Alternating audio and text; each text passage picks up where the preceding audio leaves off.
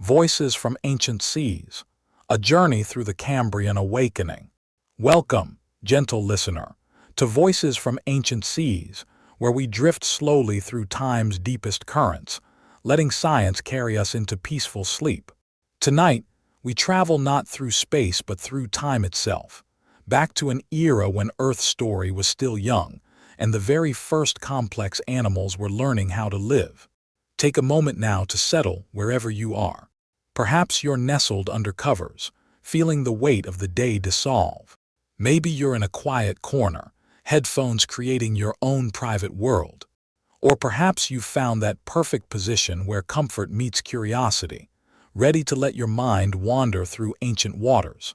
Close your eyes if you wish, and imagine emptying your surroundings of everything modern. Strip away the buildings, the roads, the gardens. Remove the birds from the sky, the grass from the ground. What remains is rock, wind, and vast, patient oceans. This is where our story unfolds 541 million years ago, during a chapter of Earth's history we call the Cambrian period. If you find these quiet explorations of deep time soothing, or if this blend of wonder and rest appeals to you, I'd be grateful if you shared this journey with others who might also find peace in the ancient world. Now, let us slip gently into those primordial seas. Chapter 1. Before the symphony, the Earth of 600 million years ago hummed with a quiet that would be unimaginable today. No rustling leaves, no chittering insects, no splash of fish jumping. The continents themselves were arranged differently, smaller landmasses, scattered across the globe like puzzle pieces, not yet fitted together. What we now call North America sat near the equator, while the supercontinent Gondwana stretched across the southern latitudes. But beneath the waves, life had already been writing its story for over 3 billion years. The earliest chapters had been dominated by microscopic players, bacteria and archaea that painted the seas in living films. These microorganisms built layered mounds called stromatolites, structures that still exist in rare places today, like ancient libraries holding Earth's oldest memories. During the preceding era, known as the Proterozoic Eon, life had achieved its first great leaps toward complexity. Around 1.8 billion years ago, cells learned to carry their genetic material in a protected nucleus, becoming what scientists call eukaryotes. Later, perhaps 1 billion years ago, some of these cells discovered the benefits of cooperation, forming the first multicellular organisms. By the time of the late Proterozoic, roughly 600 million years ago, the seas hosted their first communities of large, visible creatures. These belonged to what paleontologists call the Ediacaran biota, named after the Ediacara Hills in South Australia, where their fossils were first studied in detail. Picture organisms shaped like quilted pancakes, fronds swaying in gentle currents, and disc-like forms pressed into seafloor sediments. Dickinsonia, one of the most famous Ediacaran creatures, resembled a ribbed oval mat up to 1 meter in length. Scientists now believe it may have been one of Earth's earliest animals, gliding across microbial mats and absorbing nutrients through its body surface. Charnia looked more like a feather or leaf, anchored to the seafloor and reaching upward into the water column. These organisms lived without shells, without eyes, without the ability to actively hunt or flee. The Ediacaran world was one of gentle giants and passive existence. Predation, if it occurred at all, was rare and inefficient. Most organisms were filter feeders, grazers, or absorbers, living off the abundant microbial communities that carpeted the ocean floor. It was a world of biological patience, where evolution proceeded slowly and quietly. Then, around 541 million years ago, something began to change. Chapter 2. The Great Stirring. The transition from the Ediacaran into the Cambrian wasn't marked by a single dramatic moment, but rather by a gradual stirring that would eventually reshape life entirely. Over perhaps 25 million years, A blink of an eye in geological terms, animals began experimenting with new ways of living that would have seemed impossible in the preceding world. The first hints of change appeared in the trace fossil record. Instead of the simple trails left by gliding Ediacaran organisms, paleontologists began finding more complex burrows, vertical tubes, horizontal galleries, and branching networks that suggested purposeful digging. These trace fossils, preserved in rocks from places like Siberia and Morocco, tell us that animals were learning to engineer their own environments. Consider the revolution this represented. For over 3 billion years, sea floors had been dominated by microbial mats, sticky, cohesive layers of bacteria that smoothed over any disturbance. Now, for the first time, animals were deliberately breaking through these mats, mixing the sediments below, and creating three-dimensional habitats where none had existed before. This biological stirring, which scientists call bioturbation, fundamentally altered ocean chemistry. Oxygen could now penetrate deeper into seafloor sediments. Nutrients trapped in the mud were released and recycled. The flat, two-dimensional world of microbial mats gave way to a complex, layered ecosystem with hiding places, hunting grounds, and new opportunities at every level. The stirring wasn't limited to the seafloor. In the water column above, animals began experimenting with new ways of moving. Simple swimming and drifting gave way to more directed locomotion. Muscle systems became more sophisticated, allowing for the rapid contractions needed for escape or pursuit. Most importantly, animals began developing hard part shells, carapaces, and internal skeletons that could protect soft tissues and provide anchor points for stronger muscles. The first of these skeletal elements appeared around 540 million years ago in creatures called the small, shelly fauna, tiny organisms that secreted cone-shaped shells, spiny tubes, and plate-like structures. These early experiments in biomineralization were revolutionary. For the first time in Earth's history, animals were extracting minerals like calcium carbonate and calcium phosphate from seawater and incorporating them into their bodies. This innovation would prove crucial for what followed. As the Cambrian progressed, the chemistry of Earth's oceans was also shifting. Oxygen levels, which had been rising slowly throughout the late Proterozoic, reached new thresholds that could support more active lifestyles. Ocean circulation patterns changed as continents drifted to new positions, bringing nutrients to previously barren areas. Perhaps most crucially, ecological pressures were building. As more animals occupied the seafloor, competition for space and food intensified.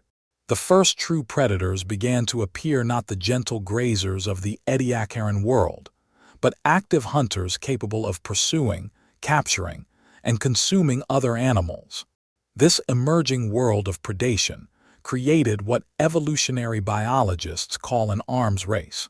When one species developed a shell for protection, others evolved stronger claws or jaws to break it. When prey species learned to burrow deeper, predators developed longer appendages to reach them. Each adaptation spurred counter-adaptations, driving a feedback loop of innovation and complexity. By 530 million years ago, this great stirring had gathered enough momentum to transform entire ecosystems. The passive, quiet world of the Ediacaran was giving way to something far more dynamic, a living theater where survival depended on speed, strength, perception, and strategy. The stage was set for life's greatest experiment in diversity.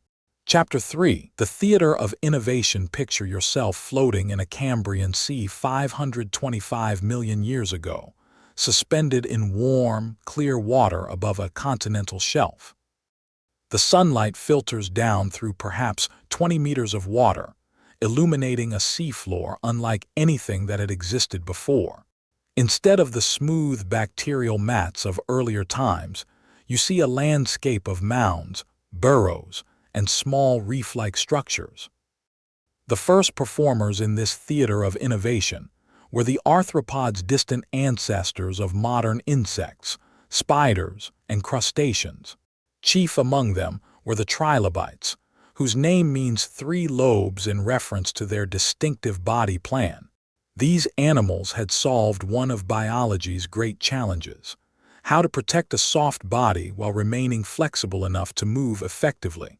Trilobite exoskeletons were marvels of engineering, made primarily of calcite, a mineral that fossilizes beautifully, which is why trilobite remains are so abundant in Cambrian rocks. The exoskeleton was divided into 3 main regions: a head shield cephalon containing the eyes and mouth, a flexible middle section thorax composed of numerous jointed segments, and a tail section pygidium that varied dramatically between species. But perhaps the most remarkable feature of many trilobites was their eyes. Unlike the simple light-sensitive spots of earlier animals, trilobites possessed compound eyes made of calcite, lenses the same mineral as their shells. Each eye contained dozens to thousands of individual lenses, creating a mosaic view of the world that excelled at detecting movement. Agnostis pisciformis, a tiny trilobite no larger than a pea, inhabited the open ocean and may have fed on plankton. At the other extreme, Paradoxides davidis grew to over 35 centimeters in length, making it one of the giants of its time. Some species, like Phacops rana, had enormous eyes that took up much of the head shield, while others were completely blind, adapted for life in dark, deep-water environments.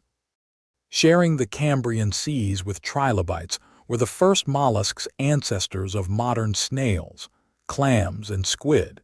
Early forms like Laticella had simple, cone-shaped shells, but even in the Cambrian, mollusks were experimenting with coiling. Aldanella, found in rocks from Siberia, shows the earliest evidence of the spiral shell form that would become one of nature's most successful designs. The innovation wasn't limited to shells and segments. In the famous Burgess Shale of British Columbia, paleontologists have found evidence of some of the most unusual animals ever discovered.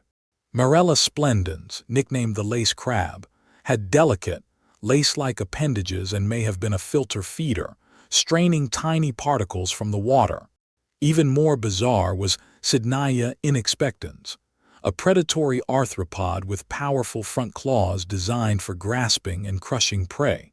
Fossil evidence suggests it preyed heavily on trilobites' stomach contents. In some specimens, contain fragmented trilobite remains. This direct evidence of predation gives us a vivid glimpse into the ecological dramas playing out on Cambrian seafloors. The theater of innovation wasn't just about individual animals, but about the roles they played in increasingly complex ecological communities. For the first time in Earth's history, clear predator-prey relationships were shaping evolution. This created what ecologists call trophic levels, layers of feeding relationships that connected organisms in intricate webs. At the base were primary producers, photosynthetic bacteria and early algae that captured energy from sunlight. Above them were primary consumers, small filter feeders, grazers and deposit feeders that ate organic particles or scraped films of microbes from surfaces. Next came secondary consumers, predators that hunted the grazers and filter feeders. At the top were apex predators, animals like Lagania cambria, a relative of Anomalocaris that could grow to nearly 2 meters in length.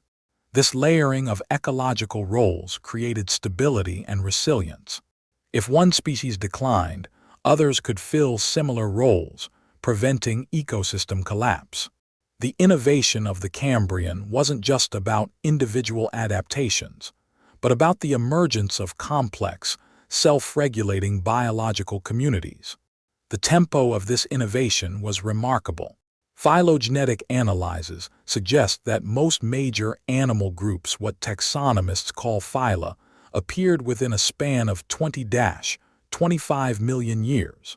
This includes not only arthropods and mollusks, but also early echinoderms, relatives of starfish and sea urchins, brachiopods, animals with two-part shells, cnidarians, relatives of jellyfish and corals, and many others. Perhaps most significantly for our own story, the Cambrian also witnessed the first appearance of chordates, animals with a flexible rod called a notochord running along their backs. Picea grass islands, found in the Burgess Shale, was a small, worm-like creature only about 5 centimeters long. It may not have looked like much, but that simple notochord was the foundation upon which all vertebrate skeletons would eventually be built. As we drift through these ancient seas in our imagination, we can see the theater of innovation playing out in real time. New body plans appear, ecological niches are filled and subdivided, and the first great evolutionary arms race drives organisms to ever greater complexity. The quiet world of the Ediacaran is gone forever, replaced by a dynamic, interconnected web of life that pulses with energy and possibility. Chapter 4. The architects of change. Among all the innovations of the Cambrian, perhaps none was more transformative than the evolution of active burrowing. While this might seem mundane compared to the spectacular shells and eyes that capture our imagination, the animals that learned to tunnel through seafloor sediments were the true architects of ecosystem change. Before the Cambrian, most seafloors were dominated by layered communities. On top lay the microbial mats, sticky films of bacteria and archaea. Above these, Ediacaran organisms lived on the surface, gliding slowly or swaying with currents. Below, sediments accumulated in neat layers, preserving a chronological record of environmental change. The first burrowers changed everything. By tunneling through sediments, they broke apart the microbial mats that had stabilized seafloors for billions of years. They mixed layers of different ages and compositions, creating a homogenized zone that geologists call the mixed layer. Most importantly, they created three-dimensional networks of tunnels and chambers that transformed flat seafloors into complex habitats. Evidence of this transformation is preserved in rocks around the world, as trace fossils, not the remains of the animals themselves, but the burrows and trackways they left behind.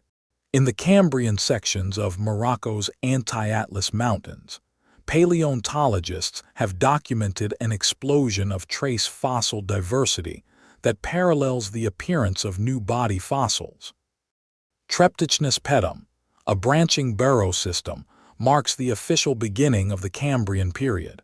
These traces, found in rocks from Newfoundland to Namibia, were likely made by early arthropods probing through sediments in search of food.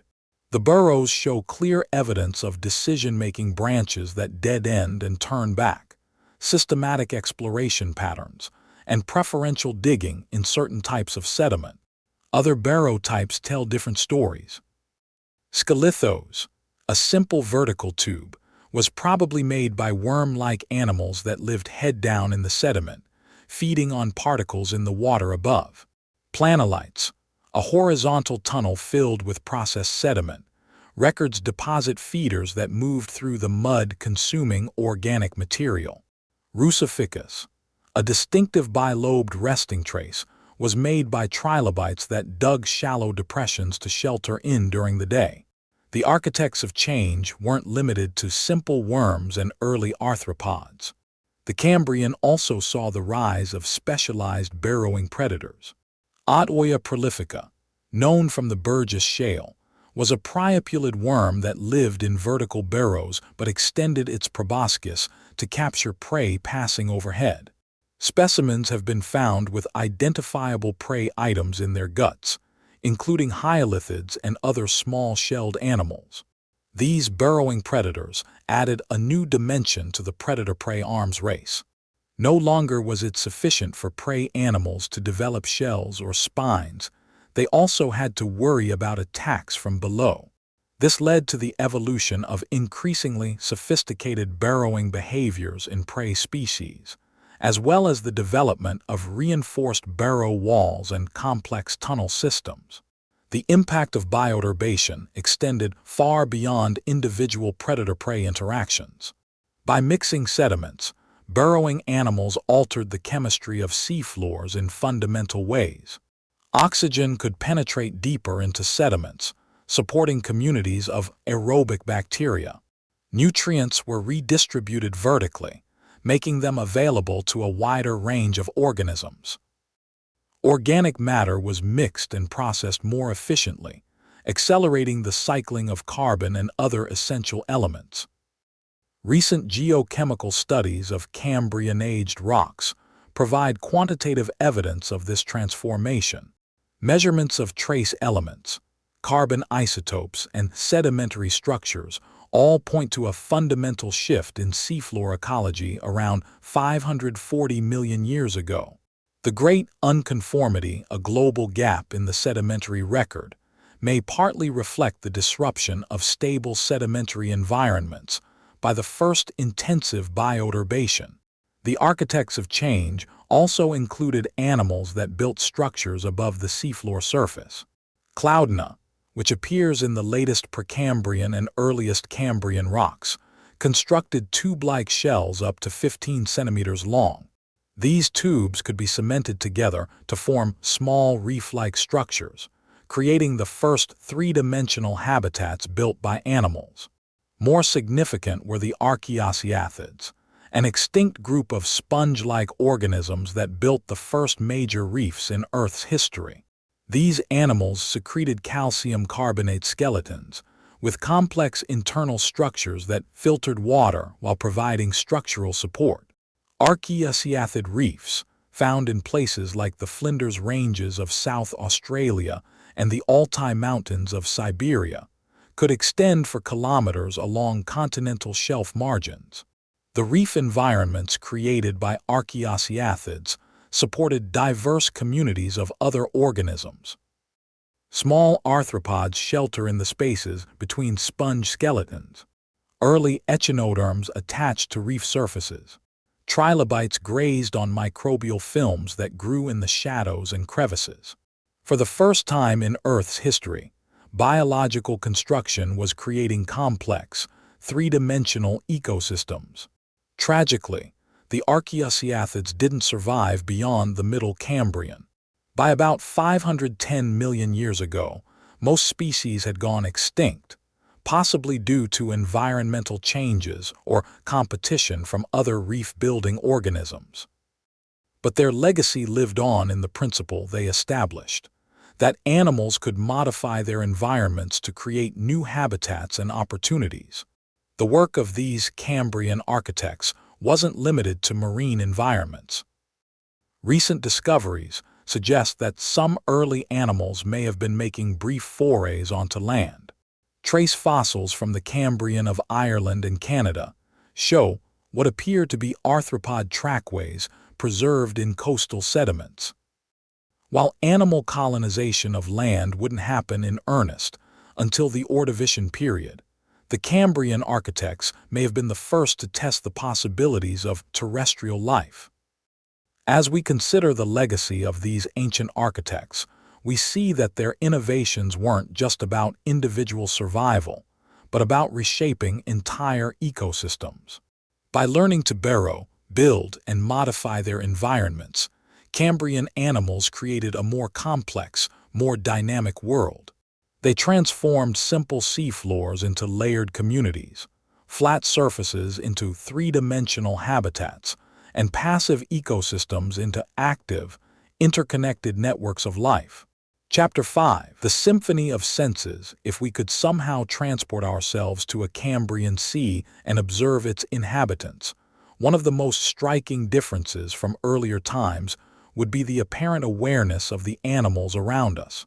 Instead of the passive, slow-moving organisms of the Ediacaran, we would see creatures that clearly perceive their environment and respond to it in sophisticated ways.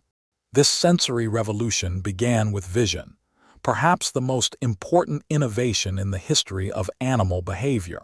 The first animal eyes appeared in the early Cambrian, around 535 million years ago, and their impact on evolution was immediate and profound. The trilobite Agnostis pisiformis developed some of the earliest sophisticated compound eyes. Each eye contained up to 15,000 individual lenses made of crystalline calcite, the same mineral found in their exoskeletons. These lenses were arranged in a hexagonal pattern that maximized visual acuity while minimizing optical distortions. What made trilobite eyes truly remarkable was their construction. Unlike the organic compound eyes of modern insects, trilobite lenses were made of mineral crystals oriented in precisely the right direction to focus light correctly. This required extraordinary biochemical control over crystal growth, a level of precision that engineers are only now beginning to understand. Different trilobite species evolved eyes adapted to their specific lifestyles and environments. Carolinites, which lived in deep, dark waters, had enormous eyes that took up most of the head shield, maximizing their ability to gather scarce light.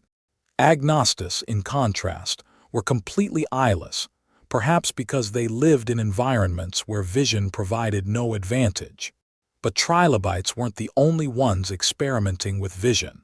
Anomalocaris canadensis, the apex predator of Cambrian seas, possessed compound eyes that may have contained over 16,000 lenses, each giving it visual acuity comparable to modern dragonflies. These eyes were mounted on flexible stalks, allowing the animal to look in multiple directions simultaneously. Recent studies using X-ray tomography and other advanced imaging techniques have revealed the internal structure of Cambrian eyes in unprecedented detail. The compound eye of Emu Bay shale specimens shows clear evidence of individual photoreceptor units, neural pathways, and even what may be primitive visual processing centers. The evolution of vision triggered what biologists call a sensory arms race. Once some animals could see, all animals were affected. Prey species needed to develop camouflage, warning coloration, or evasive behaviors. Predators needed to become more visually sophisticated to overcome these defenses. The result was an explosion of behavioral complexity. Evidence of this complexity comes from trace fossils that show increasingly sophisticated behaviors. Cruziana, the trackway left by trilobites walking across seafloors, shows clear evidence of systematic foraging patterns. Some tracks show animals following the edges of microbial mats, presumably feeding on the rich bacterial films. Others show evidence of social behavior, with multiple individuals following the same paths. Rusificus, the resting traces left by trilobites, become increasingly elaborate through the Cambrian. Early forms are simple depressions, but later ones show evidence of deliberate excavation and even defensive positioning. Some specimens show what appears to be tool-use trilobites using their appendages to manipulate sediment particles. Vision wasn't the only sense undergoing revolution. Chemical detection, the ability to smell and taste, also became more sophisticated. Anomalocaris specimens show evidence of complex chemoreceptor systems along their frontal appendages, allowing them to track prey by following chemical gradients in the water. The development of sophisticated nervous systems was essential for processing all this new sensory information. Fuxianhuia protensa, an early arthropod from the Chengjiang biota, preserves what may be the oldest known animal brain. The neural tissue, preserved as a carbon film, shows clear evidence of distinct processing regions connected by nerve bundles. These ancient brains were necessarily small and simple compared to modern standards, but they represented a quantum leap from the decentralized nerve nets of earlier animals. For the first time, sensory information could be integrated, compared, and used to guide complex behaviors. Mechanorception, the ability to detect touch, vibration, and water movement also became more refined. Many Cambrian arthropods developed specialized setae bristle-like sensory organs that could detect subtle changes in water pressure or flow. These sensors allowed animals to detect approaching predators or prey even in dark or murky water. Some animals developed specialized organs for detecting electrical fields or magnetic orientations. While direct evidence is scarce, the sophistication of Cambrian migration patterns and navigation behaviors suggests that at least some species possessed senses that we're only beginning to understand. The sensory revolution also extended to communication. While we can't know for certain, the elaborate spines, colors, and ornamentations preserved in some Cambrian fossils may have served communicative functions. The massive frontal appendages of Anomalocaris, for example, may have been used not just for feeding but for visual display. Bioluminescence may also have appeared during this time, though direct evidence is impossible to preserve. The deep water environments where many Cambrian animals lived would have been ideal settings for the evolution of biological light production, both for communication and predation. The symphony of senses that emerged during the Cambrian created a new kind of world, one where information flowed rapidly between organisms, where behaviors became more complex and strategic, and where survival increasingly depended on the ability to perceive, process, and respond to environmental challenges. This sensory revolution had profound implications for evolution itself. Animals could now make active choices about where to go, what to eat, and how to respond to threats.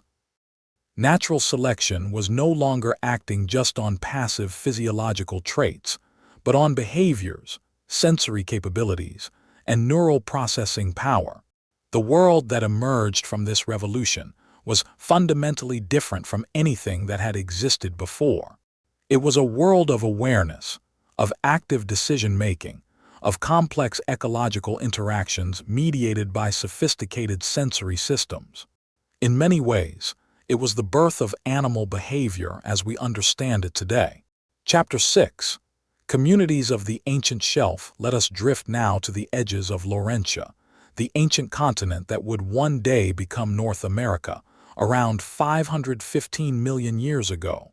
Here, warm, shallow seas stretched for hundreds of kilometers across continental shelves, creating some of the richest marine ecosystems Earth had yet seen.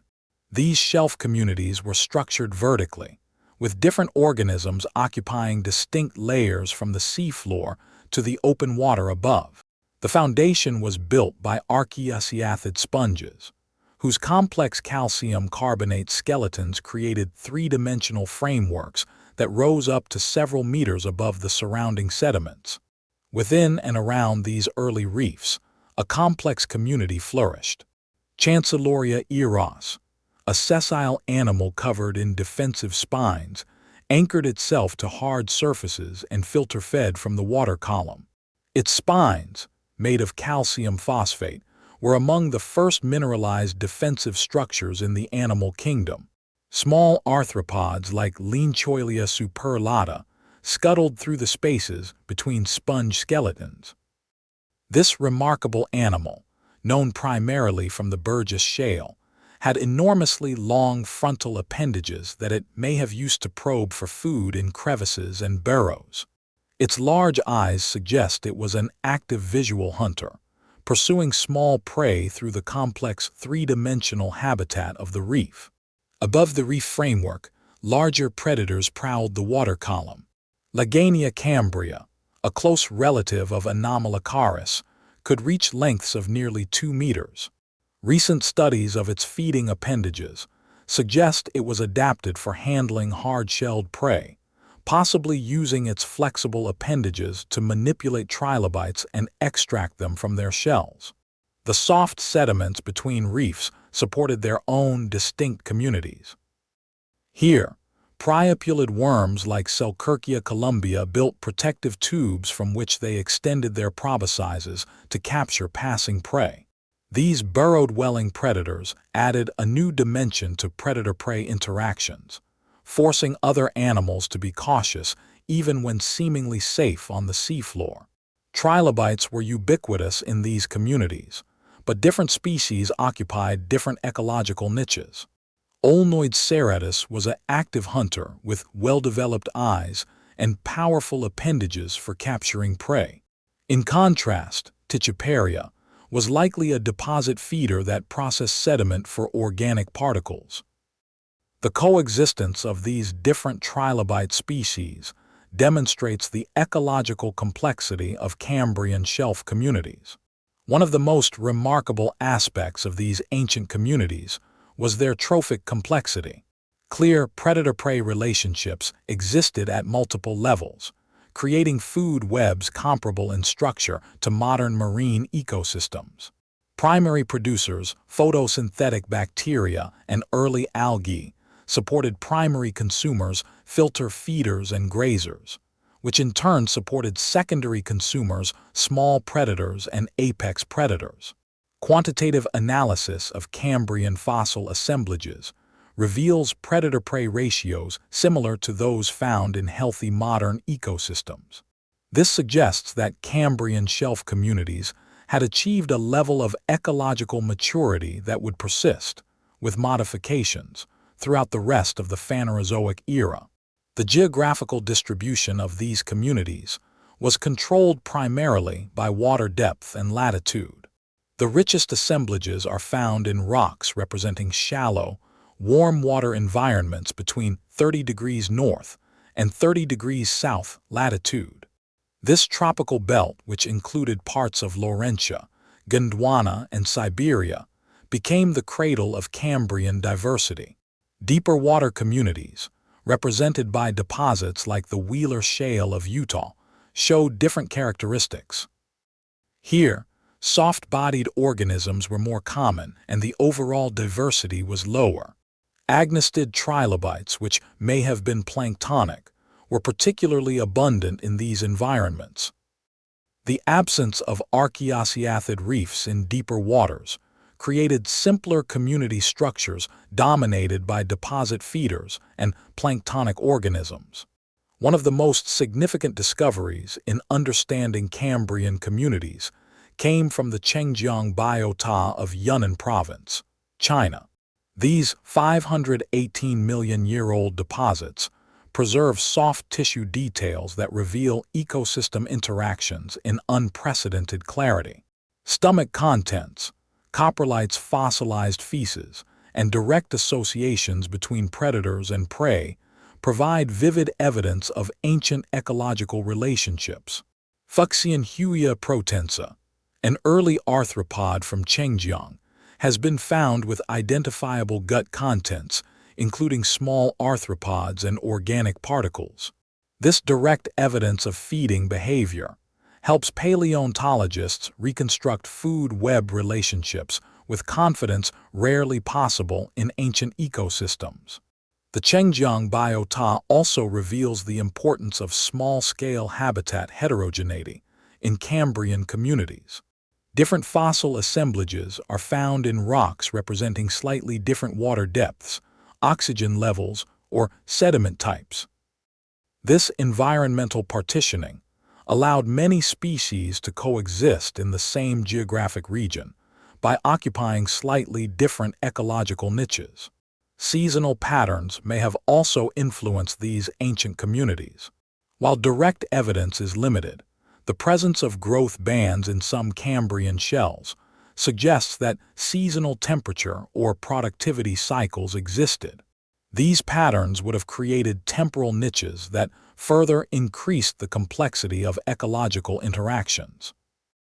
The end of the Middle Cambrian, around 510 million years ago, marked a significant transition in shelf communities.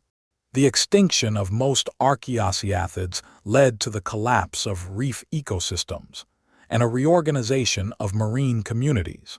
This event, sometimes called the Cambrian substrate revolution, saw the replacement of microbial mat-dominated seafloors with more intensively bioturbated sediments.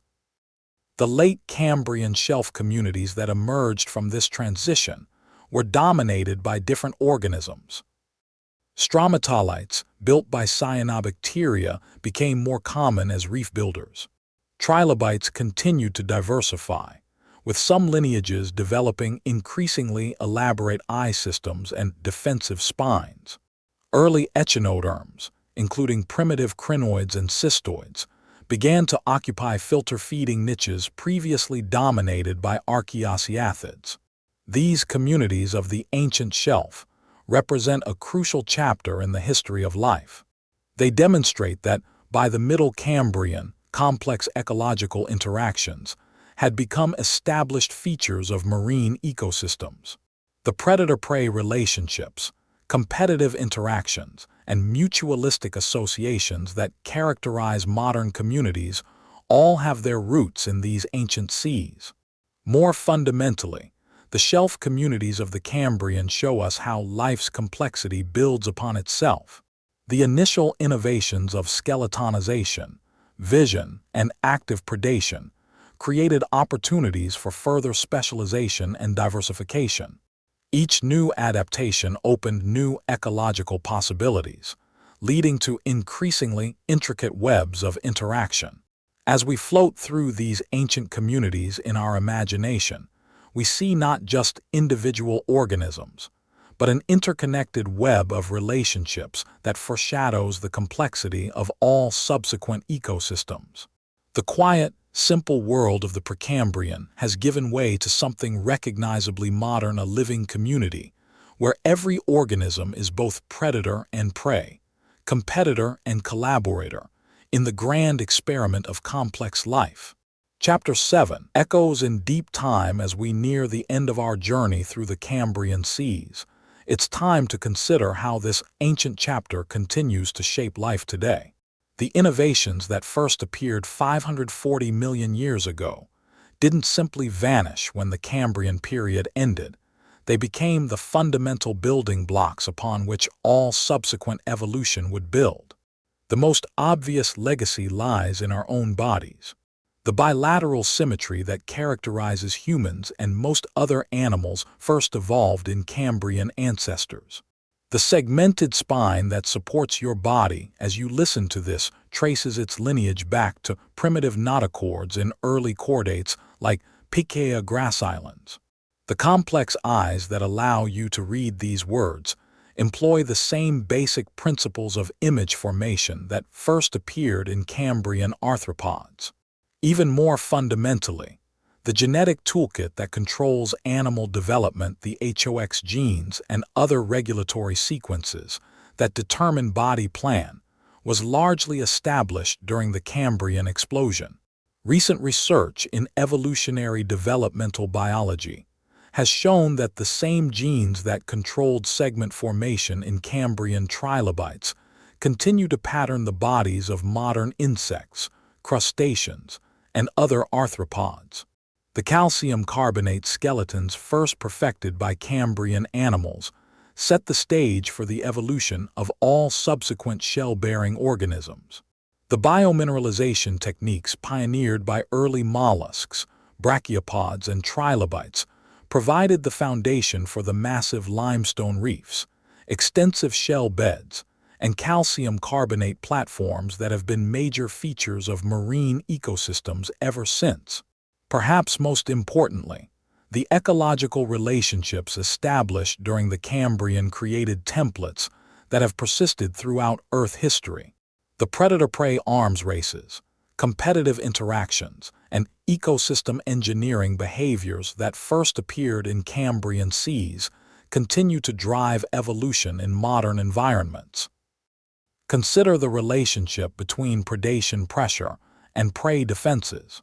Modern coral reef fish display an amazing array of spines, armor plates, and toxic chemicals, all variations on defensive themes first explored by Cambrian animals. The elaborate camouflage systems of modern cuttlefish and octopuses represent sophisticated developments of concealment strategies that began when vision first gave predators a long-distance advantage. The principle of ecosystem engineering the idea that organisms modify their environments in ways that create opportunities for other species, was established by Cambrian burrowers and reef builders. Today, beavers building dams, earthworms mixing soil, and corals constructing reefs all follow patterns of environmental modification that trace back to those first Cambrian ecosystem engineers. The fossil record also reveals how Cambrian innovations have been repeatedly rediscovered and refined by later organisms. Compound eyes, first perfected by trilobites, later evolved independently in insects and continue to inspire modern optical engineering. The flexible appendages of Anomalocaris find parallels in the grasping arms of modern cephalopods. Recent paleontological discoveries have revealed that some Cambrian innovations were even more sophisticated than previously imagined.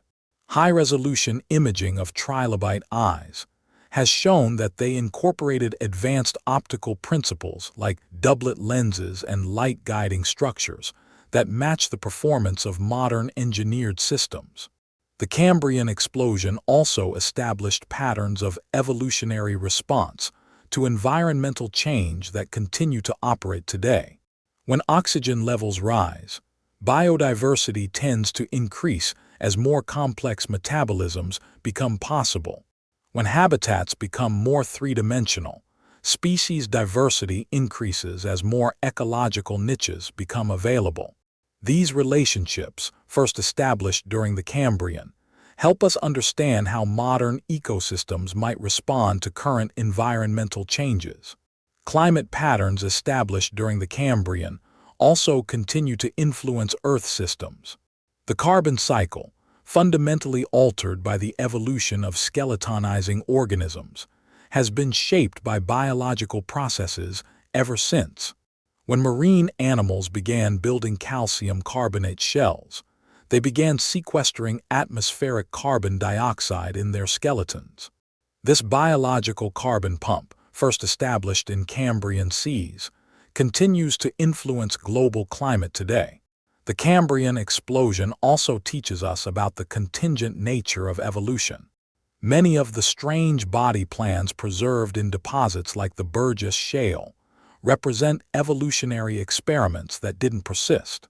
Opabinia, with its 5 eyes and bizarre proboscis, was as well adapted to its environment as any Cambrian animal, yet its lineage vanished without descendants. This reminds us that evolutionary success often depends as much on chance as on fitness. Modern conservation biology draws important lessons from the Cambrian fossil record. The period demonstrates that biodiversity can increase rapidly when environmental conditions are favorable, but it also shows how quickly complex communities can collapse when those conditions change. The end Cambrian extinction, which eliminated many early animal groups, serves as a reminder that even successful innovations provide no guarantee against environmental upheaval. The study of Cambrian ecosystems has also revolutionized our understanding of evolutionary processes. The rapid appearance of complex body plans challenged traditional notions of gradual evolutionary change and led to new theories about developmental constraints, ecological opportunity, and evolutionary innovation. These insights continue to inform our understanding of how evolution operates at all scales. Perhaps most profoundly, the Cambrian explosion changed how we think about the history of life itself. Before the recognition of Cambrian diversity, many scientists viewed evolution as a steady progression from simple to complex forms. The discovery of sophisticated Cambrian ecosystems revealed that complexity can emerge rapidly when ecological opportunities become available. This perspective has important implications for astrobiology, the search for life on other worlds. If life exists elsewhere in the universe, it might follow similar patterns of innovation and diversification.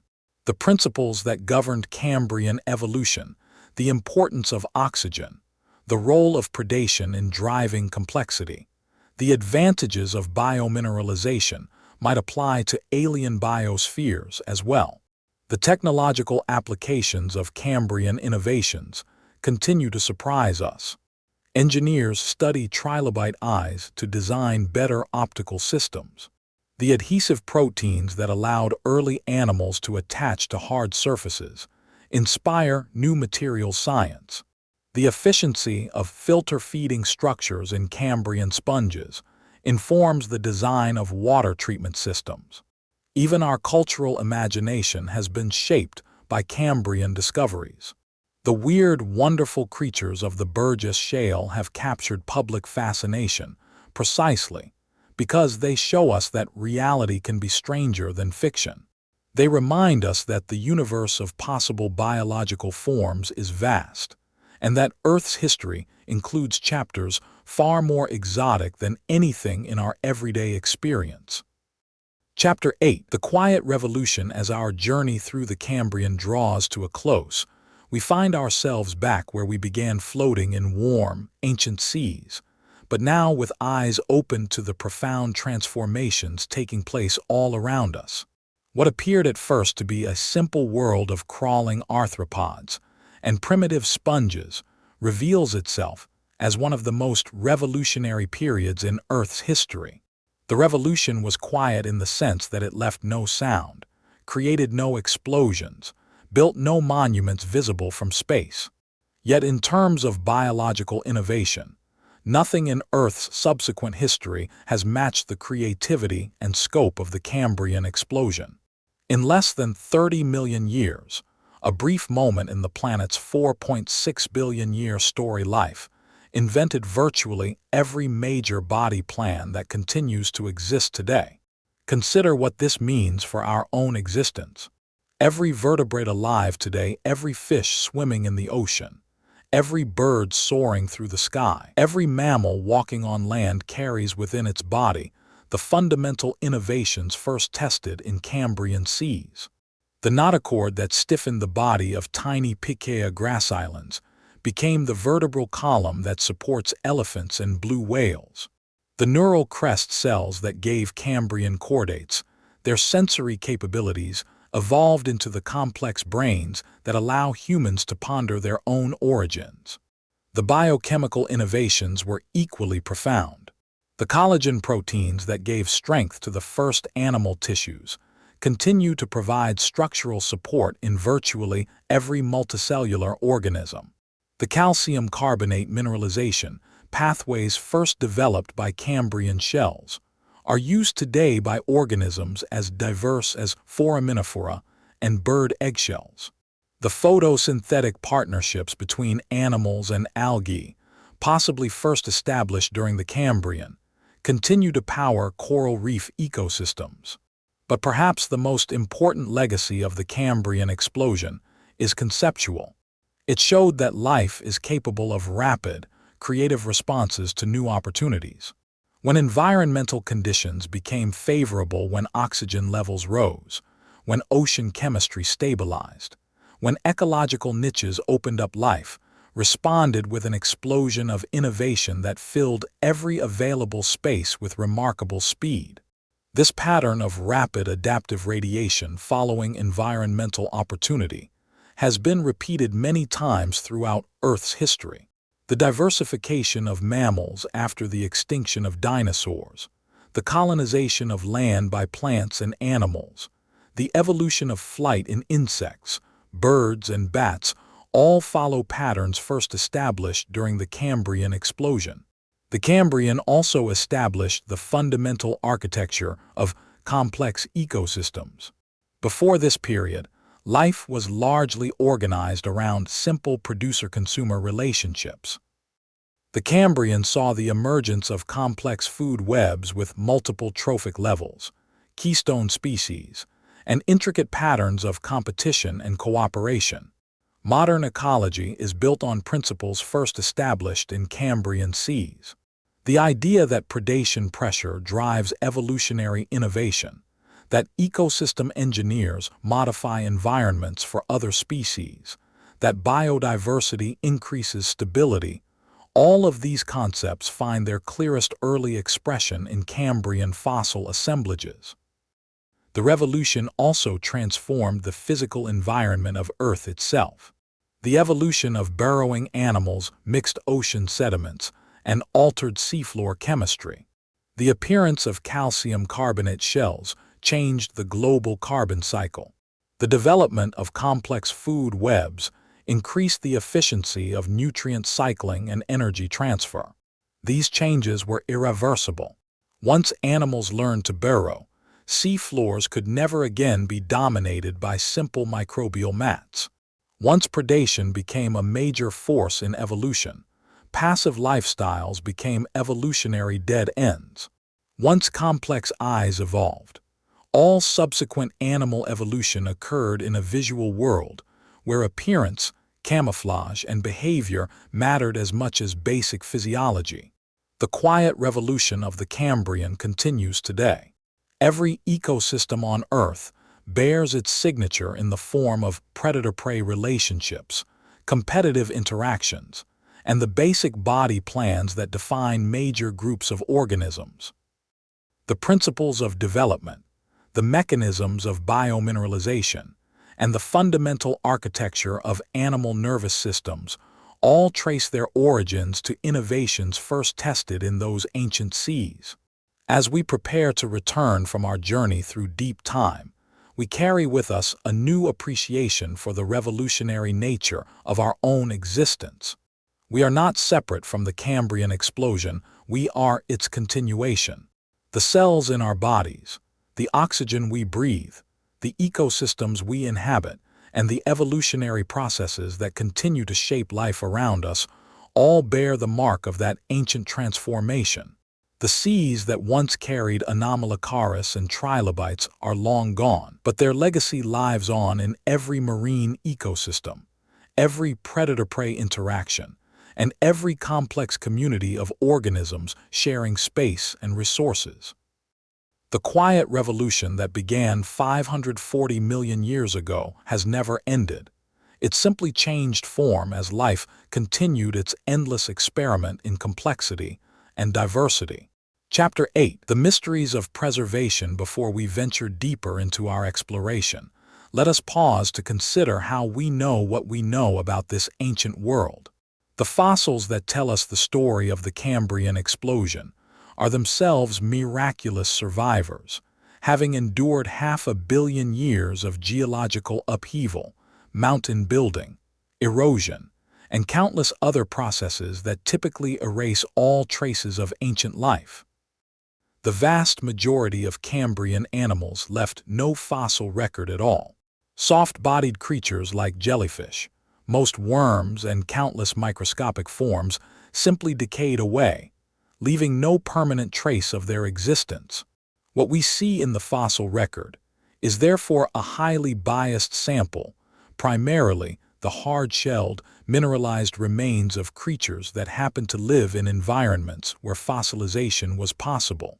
This makes sites like the Burgess Shale in British Columbia and the Chengjiang Biota in China extraordinarily precious. These Lagerstätten, a German term meaning storage places, preserve not just hard shells, but also soft tissues, giving us rare windows into the complete ecosystems of the Cambrian world. The Burgess Shale formed in a unique environment at the base of an underwater cliff. Periodically, massive slides of fine sediment would cascade down this cliff, instantly burying entire communities of seafloor animals. The lack of oxygen in these burial environments prevented decay, while the fine-grained sediments preserved even the most delicate anatomical details. Charles Doolittle Walcott, who discovered the Burgess Shale in 1909, initially interpreted most of its fossils as unusual members of known animal groups. It wasn't until the 1960s that paleontologists began to recognize just how bizarre and diverse these creatures really were. Harry Whittington, Derek Briggs, and Simon Conway Morris spent decades carefully preparing specimens and revealed a menagerie of animals unlike anything in the modern world. Apabinia regalis became one of the most famous examples of Cambrian weirdness. This small animal, about 7 centimeters long, possessed 5 mushroom-shaped eyes and a flexible proboscis ending in a grasping claw. For years, paleontologists couldn't decide which end was the front and which was the back. Its body plan was so unusual that it seemed to belong to no known group of animals. Similarly puzzling was Hallucigenia sparsa, originally reconstructed walking on tall spines with a second row of spines along its back. Later research revealed that the original reconstruction was upside down. The animal actually walked on robust legs while the spines provided defense. Even with this correction, Hallucigenia remains one of the strangest animals ever discovered. The Chengjiang biota of Yunnan Province, China, has proven even more remarkable in some ways. These deposits, dating to about 518 million years ago, preserve soft tissues with extraordinary fidelity. Individual muscle fibers, nervous systems, digestive tracts, and even cellular structures are sometimes visible in Chengjiang fossils. Fuxianhuia protensa from Chengjiang may preserve the oldest known animal brain. The neural tissue appears as dark carbon films, but the preservation is so detailed that individual brain regions can be identified. This tiny brain, no larger than a poppy seed, represents a quantum leap in neural complexity compared to the simple nerve nets of earlier animals. The process of fossilization in these exceptional sites required precise environmental conditions. Rapid burial was essential to prevent scavenging and decay. Low oxygen conditions prevented bacterial decomposition. Fine-grained sediments allowed for detailed preservation. And gentle geological conditions over hundreds of millions of years prevented the destruction of these delicate fossils. But even these exceptional sites give us only glimpses of Cambrian life. Recent estimates suggest that we've discovered fewer than 15% of the animal species that actually lived during the Cambrian explosion.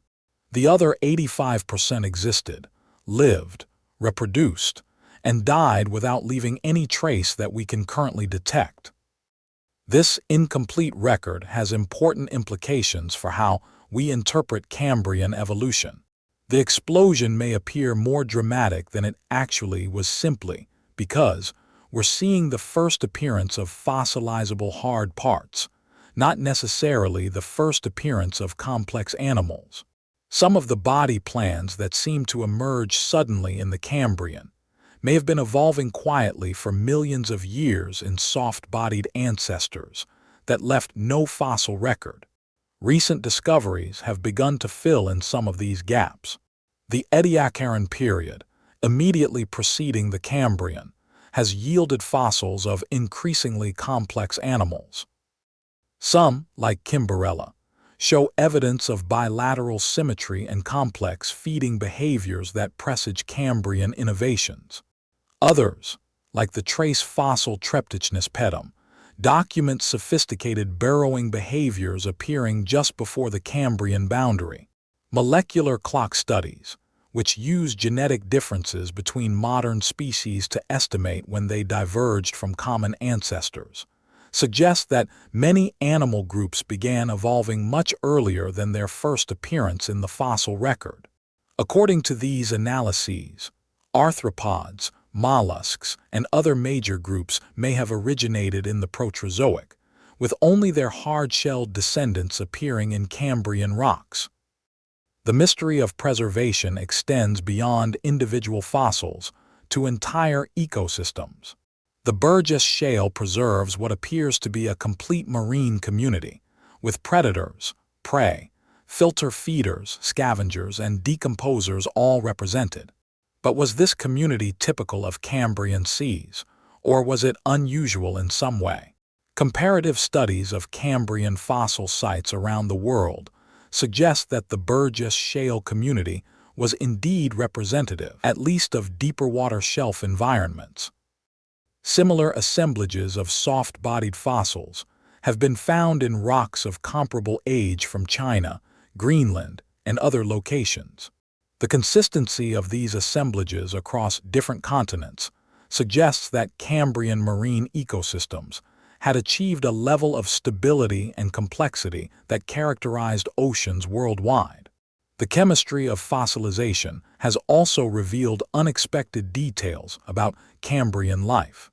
Some Burgess shale fossils preserve traces of original organic molecules, including proteins and lipids that have survived for over 500 million years. These molecular fossils provide insights into metabolism, diet, and even coloration in ancient animals. Recent advances in imaging technology have revolutionized the study of Cambrian fossils. High-resolution CT scanning can reveal internal structures without damaging specimens. Electron microscopy can detect cellular details invisible to conventional techniques. Chemical analysis can identify trace elements that reveal aspects of ancient physiology and ecology. Perhaps most remarkably, some Cambrian fossils preserve evidence of behavior. Trilobite trackways show systematic foraging patterns. Coprolites' fossilized feces reveal dietary preferences. Predator-prey associations document ancient ecological interactions. These behavioral fossils bring Cambrian animals to life in ways that body fossils alone cannot achieve. The study of Cambrian preservation has also taught us about the limits of the fossil record. Entire categories of organisms, microscopic forms, gelatinous animals, organisms with no mineralized parts are almost certainly underrepresented in fossil assemblages. This taphonomic bias means that our view of Cambrian ecosystems is inevitably incomplete. Understanding these biases is crucial for accurate interpretation of Cambrian evolution. The apparent suddenness of the explosion may partly reflect the crossing of a fossilization threshold, the point at which animals became large enough and sufficiently mineralized to preserve well in sedimentary rocks. The true beginning of animal complexity may be hidden in rocks that preserve only traces and hints of soft-bodied predecessors.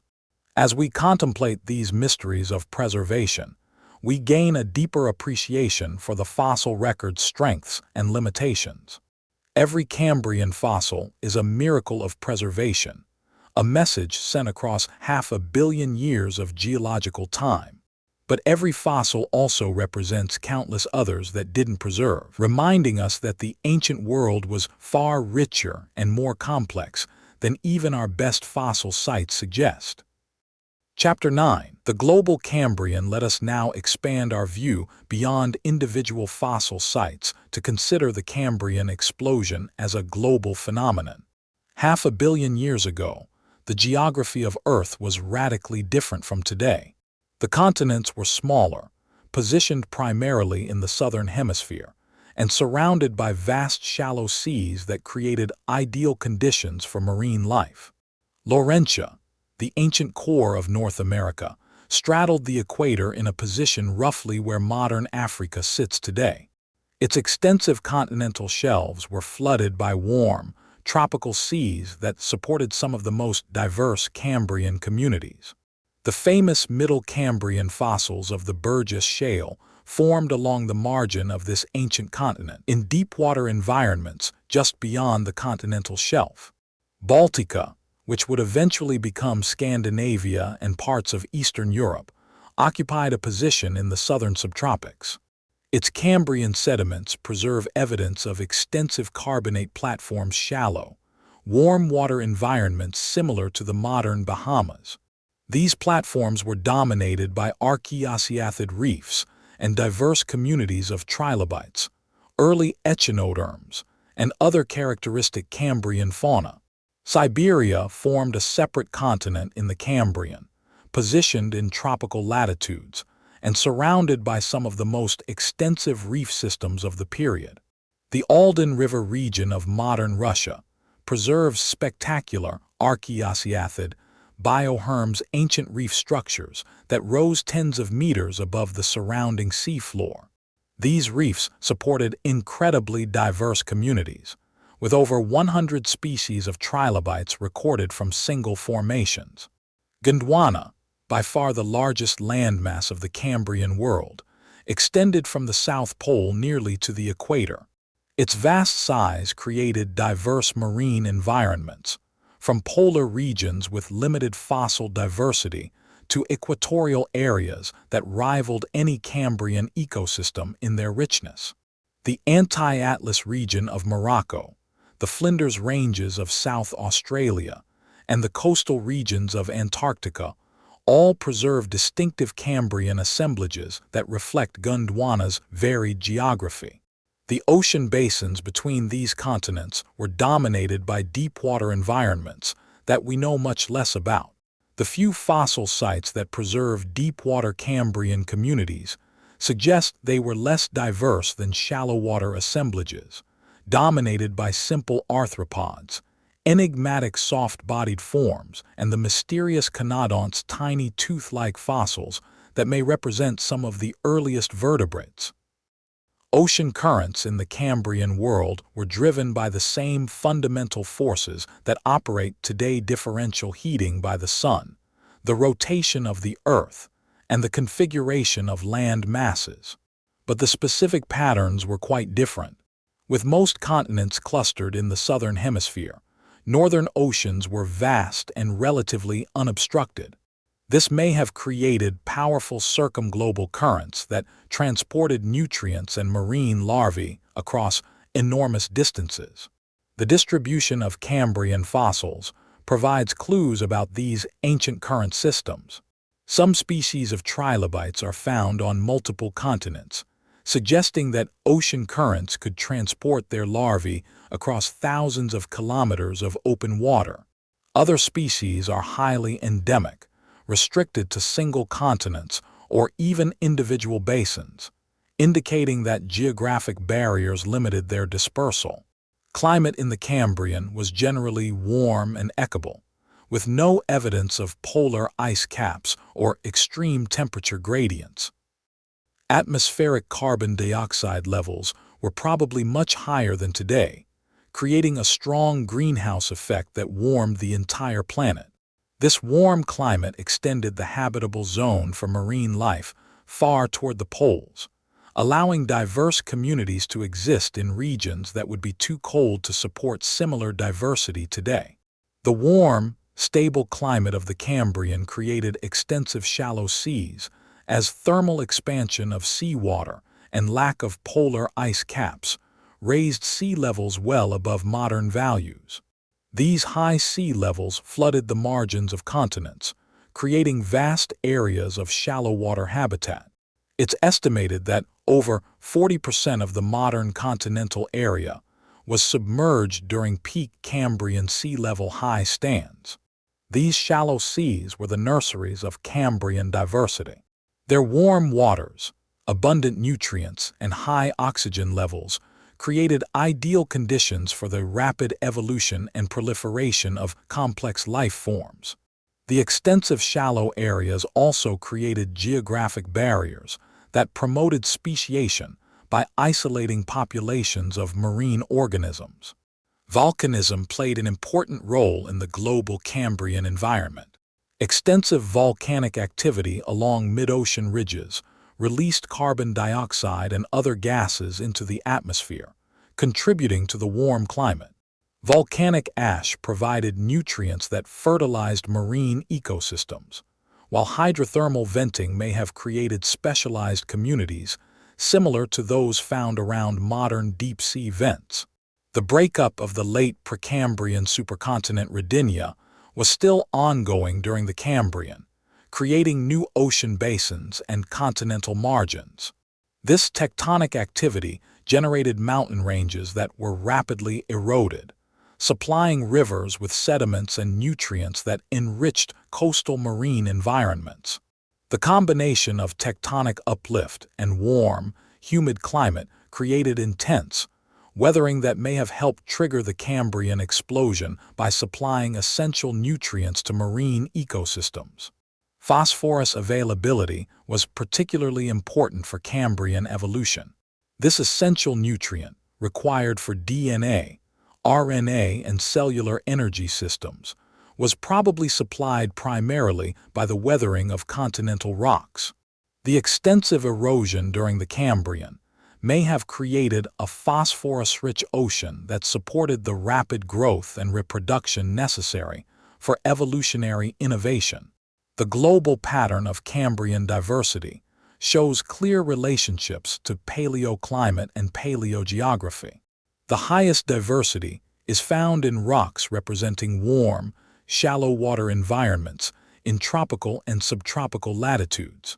Diversity decreases toward polar regions, and in rocks representing deeper water environments, following patterns still seen in modern marine ecosystems. Some of the most remarkable Cambrian sites preserve evidence of mass mortality events that may have been caused by environmental catastrophes. The Burgess Shale itself may represent the result of underwater landslides that buried entire communities instantaneously. Similar mass burial events are recorded from Cambrian sites around the world, suggesting that environmental instability was a recurring feature of this period. These catastrophic events, while devastating for individual communities, may have played an important role in promoting evolutionary innovation. By periodically clearing ecological niches and creating new habitats, environmental disturbances provided opportunities for surviving lineages to diversify and experiment with new body plans and life strategies. The end of the Cambrian period, around 485 million years ago, was marked by significant changes in global climate and ocean chemistry.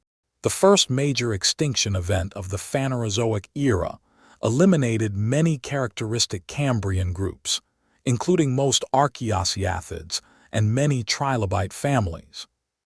This extinction may have been caused by cooling climate, falling sea levels, or changes in ocean oxygenation. Despite this end Cambrian extinction, the fundamental innovations of the period persisted and continued to evolve. The body plans, ecological relationships, and biochemical pathways established during the Cambrian explosion provided the foundation for all subsequent animal evolution.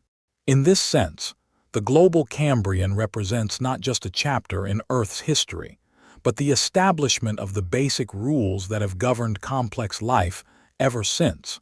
The study of the global Cambrian continues to reveal new insights about the relationship between environment and evolution. As we discover new fossil sites, develop better techniques for analyzing ancient rocks, and improve our understanding of Cambrian paleogeography, we gain a clearer picture of how the first complex ecosystems emerged and spread across the planet. This global perspective reminds us that the Cambrian explosion was not a localized event, but a worldwide transformation that touched every marine environment on Earth. The innovations that first appeared in Cambrian seas, predation, vision, skeletonization, complex behavior, became universal features of life that continue to shape ecosystems from the deepest ocean trenches to the shallowest coral reefs. Chapter 10. The chemistry of ancient life beneath the spectacular forms preserved in Cambrian fossils lies an equally revolutionary story of biochemical innovation. The evolution of complex animals required not just new body plans, but entirely new ways of managing energy, building structures, and maintaining cellular function. The Cambrian explosion was as much a revolution in chemistry as it was in anatomy. Perhaps the most fundamental biochemical innovation of the Cambrian was the widespread adoption of biomineralization, the controlled precipitation of minerals within living tissues. While a few Precambrian organisms had experimented with mineral skeletons, the Cambrian saw an explosion of biomineralizing animals that used calcium carbonate, calcium phosphate, silica, and other minerals to build shells, spines, and internal supports. The chemistry of biomineralization is extraordinarily complex. Animals must extract dissolved minerals from seawater, transport them to specific locations within their bodies, and control their precipitation with molecular precision. The proteins that manage this process, many of which are still poorly understood, represent some of the most sophisticated biochemical machinery ever evolved. Trilobites were among the master biomineralizers of the Cambrian. Their exoskeletons were composed primarily of calcite calcium carbonate, but the mineral was organized in complex three-dimensional structures that provided both strength and flexibility. The calcite in trilobite eyes was even more remarkable, precisely oriented crystals that functioned as optical lenses while maintaining the structural integrity of the exoskeleton. Early mollusks took a different approach to biomineralization, secreting shells composed of aragonite, a different crystalline form of calcium carbonate. The proteins that control aragonite precipitation are different from those that control calcite, suggesting that these two groups independently evolved their biomineralizing capabilities. This parallel evolution of similar functions using different molecular mechanisms became a recurring theme in Cambrian biochemistry. Brachiopods, superficially similar to mollusks but actually quite distantly related, evolved yet another approach to shell construction. Their shells combined calcite with organic fibers to create composite materials with properties superior to either component alone. This biological composite technology wouldn't be matched by human engineering until the development of modern fiber-reinforced plastics. The energy requirements for biomineralization were enormous.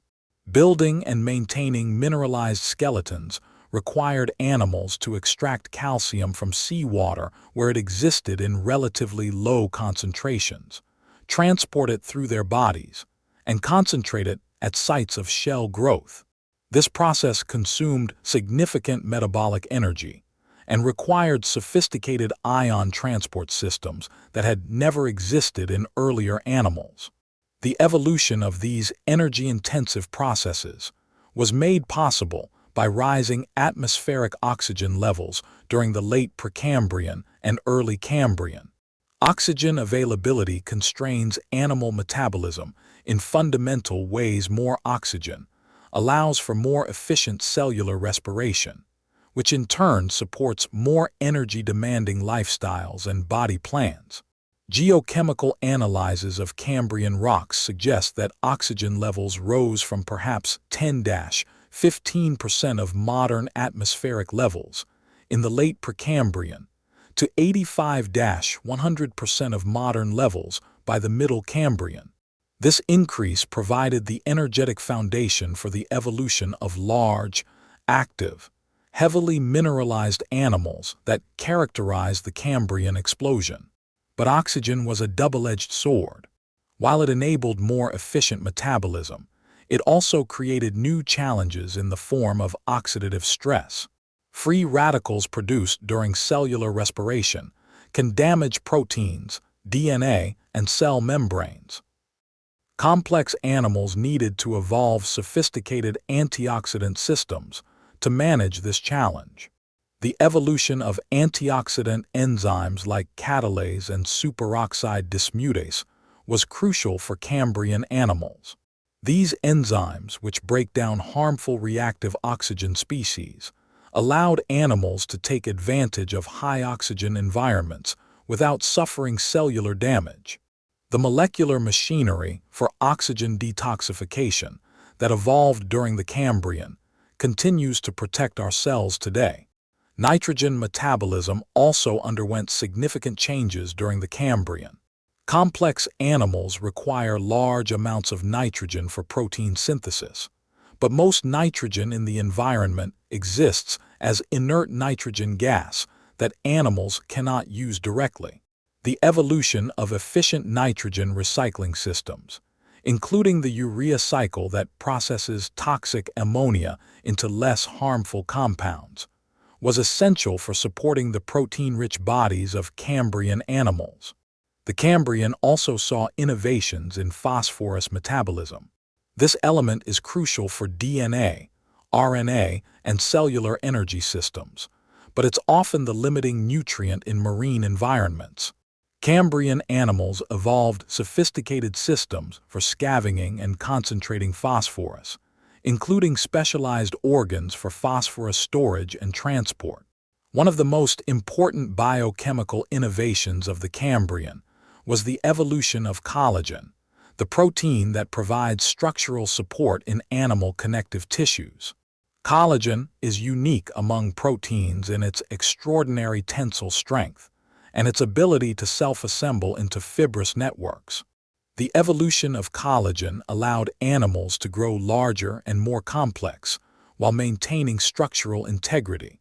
Different types of collagen evolved during the Cambrian, each adapted to specific functions. Some provided flexible support for soft tissues, others created rigid frameworks for mineral deposition, and still others formed the transparent matrices of early eyes. The diversity of collagen types that evolved during the Cambrian continues to support virtually every aspect of animal structure and function today. The evolution of complex nervous systems during the Cambrian required entirely new categories of biochemical innovation. Neurotransmitters, the chemical messengers that allow nerve cells to communicate, probably evolved during this period. The molecular machinery for generating and propagating electrical signals, for forming synaptic connections between neurons, and for processing complex sensory information all emerged during the Cambrian explosion. The biochemistry of vision represents perhaps the most sophisticated molecular system to evolve during the Cambrian. The light-sensitive proteins called opsins, the molecular cascades that amplify light signals, and the complex biochemical systems that reset photoreceptors after light exposure all required precise molecular engineering that rivals anything in modern technology. Remarkably, the basic biochemistry of vision that evolved during the Cambrian has been conserved throughout animal evolution. The same types of opsins, the same biochemical pathways, and the same molecular mechanisms for light detection operate in organisms as different as jellyfish, insects, and humans. This conservation suggests that the Cambrian innovations in visual biochemistry were so effective that they've never been replaced. The evolution of complex immune systems also began during the Cambrian, with animals living in closer contact and predation becoming widespread. The transmission of pathogens became a significant evolutionary pressure. The molecular recognition systems, antimicrobial compounds, and cellular defense mechanisms that protect modern animals from disease probably evolved during this period. Cambrian animals also pioneered new approaches to pH regulation, osmotic balance, and temperature tolerance. Living in diverse marine environments required sophisticated physiological control systems that could maintain stable internal conditions despite changing external conditions. The molecular mechanisms for homeostasis that evolved during the Cambrian provided the foundation for animals' eventual colonization of freshwater and terrestrial environments. The study of Cambrian biochemistry has been revolutionized by recent advances in analytical techniques. Researchers can now detect trace amounts of original organic molecules in fossil specimens, providing direct insights into ancient metabolism, diet, and physiology. Some Cambrian fossils preserve amino acids, fatty acids, and even traces of DNA that have survived for over 500 million years. These molecular fossils reveal unexpected details about Cambrian life. Some trilobites appear to have had complex visual pigments similar to those of modern arthropods. Early mollusks show evidence of sophisticated shell repair mechanisms. Soft-bodied animals preserve traces of muscle proteins that reveal details about locomotion and behavior. As we contemplate the biochemical revolution of the Cambrian, we see that it established not just the anatomical foundations of complex life, but the molecular foundations as well. The proteins, enzymes, and metabolic pathways that evolved during this period continue to operate in every living animal today. In a very real sense, the chemistry of our own bodies is Cambrian chemistry, refined and elaborated over 500 million years, but fundamentally unchanged in its basic mechanisms. The Cambrian explosion was therefore not just an explosion of forms, but an explosion of molecular solutions to the challenges of complex life. Every breath we take, every heartbeat, every thought, depends on biochemical innovations that first appeared in the ancient seas of the Cambrian world. Chapter 11. The pioneers of complexity. Among the most remarkable aspects of Cambrian evolution was the speed with which animals developed sophisticated behaviors and ecological strategies. Within just a few million years of the explosion's beginning, Cambrian seas were populated by animals displaying complex hunting behaviors, elaborate defensive strategies, sophisticated communication systems, and intricate social interactions. The trace fossil record provides our most detailed evidence of Cambrian behavior. Unlike body fossils, which preserve anatomy at the moment of death, trace fossils capture animals in the act of living, walking, feeding, burrowing, hiding, and interacting with their environment. These fossilized behaviors reveal a level of complexity that rivals modern ecosystems. Cruziana, the trackway left by trilobites walking across seafloors, shows increasingly sophisticated foraging behaviors throughout the Cambrian.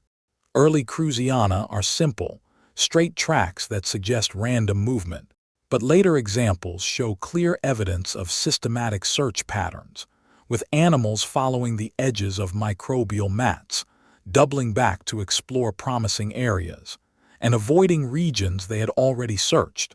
Some Cruziana trackways show evidence of social behavior. Multiple trilobites appear to have followed the same paths, creating highways across the seafloor. Whether this represents true cooperative behavior or simply individual animals taking advantage of trails opened by predecessors remains debated, but it demonstrates that Cambrian arthropods were capable of complex spatial awareness and navigation. Russificus, the resting traces left by trilobites, become increasingly elaborate through the Cambrian. Early examples are simple depressions where animals sheltered temporarily. Later Russificus show evidence of deliberate excavation, with animals using their appendages to dig protective hollows and even to build small walls of sediment around their resting places. The evolution of predation drove some of the most sophisticated behavioral innovations of the Cambrian. Ottoia prolifica, a priapulid worm from the Burgess Shale, developed an ambush hunting strategy that required precise timing and coordination. These animals lived in vertical burrows with their proboscis extending upward, ready to strike at passing prey with lightning speed. Fossil evidence suggests that Ottoia could distinguish between different types of potential prey, selectively attacking smaller animals while avoiding larger, more dangerous ones. Some specimens have been found with multiple prey items in their guts, suggesting that they were capable of rapid, repeated strikes during feeding frenzies. Anomalocaris canadensis displayed even more sophisticated hunting behaviors. This apex predator appears to have used different strategies for different types of prey. When hunting trilobites, it may have used its flexible frontal appendages to flip them over and expose their soft undersides. When pursuing soft-bodied animals, it could use its appendages to sweep them directly into its circular mouth. Recent biomechanical analyses of Anomalocaris feeding appendages suggest they were capable of remarkably precise movements. The appendages could bend at multiple joints, rotate along their length, and coordinate with each other to manipulate objects with considerable dexterity. This level of motor control required sophisticated nervous system development that approaches the complexity of modern cephalopods. The evolution of vision during the Cambrian created new possibilities for communication and social interaction. While we cannot know for certain, the elaborate spines, colors, and ornamentations preserved in some Cambrian animals may have served display functions similar to those seen in modern arthropods. Sydnaia inexpectans, a predatory arthropod from the Burgess Shale, possessed distinctive raised ridges along its carapace that may have served as visual recognition signals. The consistent pattern of these ridges within species, but variation between species, suggests they may have helped animals identify members of their own kind. Some Trilobite species developed extraordinary modifications that seem to serve no obvious functional purpose beyond display. Dicranurus monstrosus, a Middle Devonian trilobite, evolved elaborate branching spines that extended far beyond what would be needed for simple defense. While this species lived later than the Cambrian, similar trends toward elaborate ornamentation began during the explosion itself. The development of complex eyes also enabled more sophisticated predator-prey interactions. Evidence suggests that some Cambrian animals developed the first camouflage strategies to avoid visual detection. The preservation of color patterns in some fossils, revealed by advanced imaging techniques, shows that at least some animals had developed patterns that may have served concealment functions. Marella splendens, the lace crab of the Burgess Shale, appears to have had a semi-transparent body that may have provided camouflage in open water environments. This would represent one of the earliest examples of transparency as a defensive strategy, a technique still used by many modern marine animals. Territorial behavior also appears to have evolved during the Cambrian. Some trace fossils show evidence of animals defending specific areas of seafloor, with trackways forming boundary patterns that suggest individual animals excluded others from their territory. This behavior would have required the ability to recognize and remember spatial boundaries, a significant cognitive achievement for early animals. The evolution of burrowing created opportunities for entirely new categories of behavior. Vertical burrows like skelithos required animals to maintain specific orientations and to construct stable tunnel walls that wouldn't collapse. This engineering behavior represents a form of ecosystem modification that had never existed in the Precambrian world. Some burrows show evidence of active maintenance and modification over time. Animals appear to have cleaned their burrows, reinforced weak sections, and even expanded their living spaces as they grew larger. This construction behavior required long-term planning and memory cognitive capabilities that approach those of modern invertebrates. Predatory burrowing animals developed particularly sophisticated behaviors. They needed to balance the safety of their burrows with the need to capture prey, timing their emergence to coincide with the presence of suitable food items while avoiding their own predators. Some fossils preserve evidence of coordinated hunting, with multiple predators emerging simultaneously to attack schooling prey. The Cambrian also saw the evolution of the first complex feeding behaviors. Filter-feeding animals developed mechanisms for creating water currents, trapping particles, and sorting food from non-food items. These behaviors required precise coordination of multiple appendages and the ability to adjust feeding strategy based on food availability and quality. Some Cambrian animals appear to have practiced food caching, storing captured prey for later consumption. This behavior has been inferred from fossil assemblages, where multiple prey items are found in association with single predators, more than could be consumed in a single feeding event. Reproductive behaviors also became more complex during the Cambrian, though direct evidence is limited.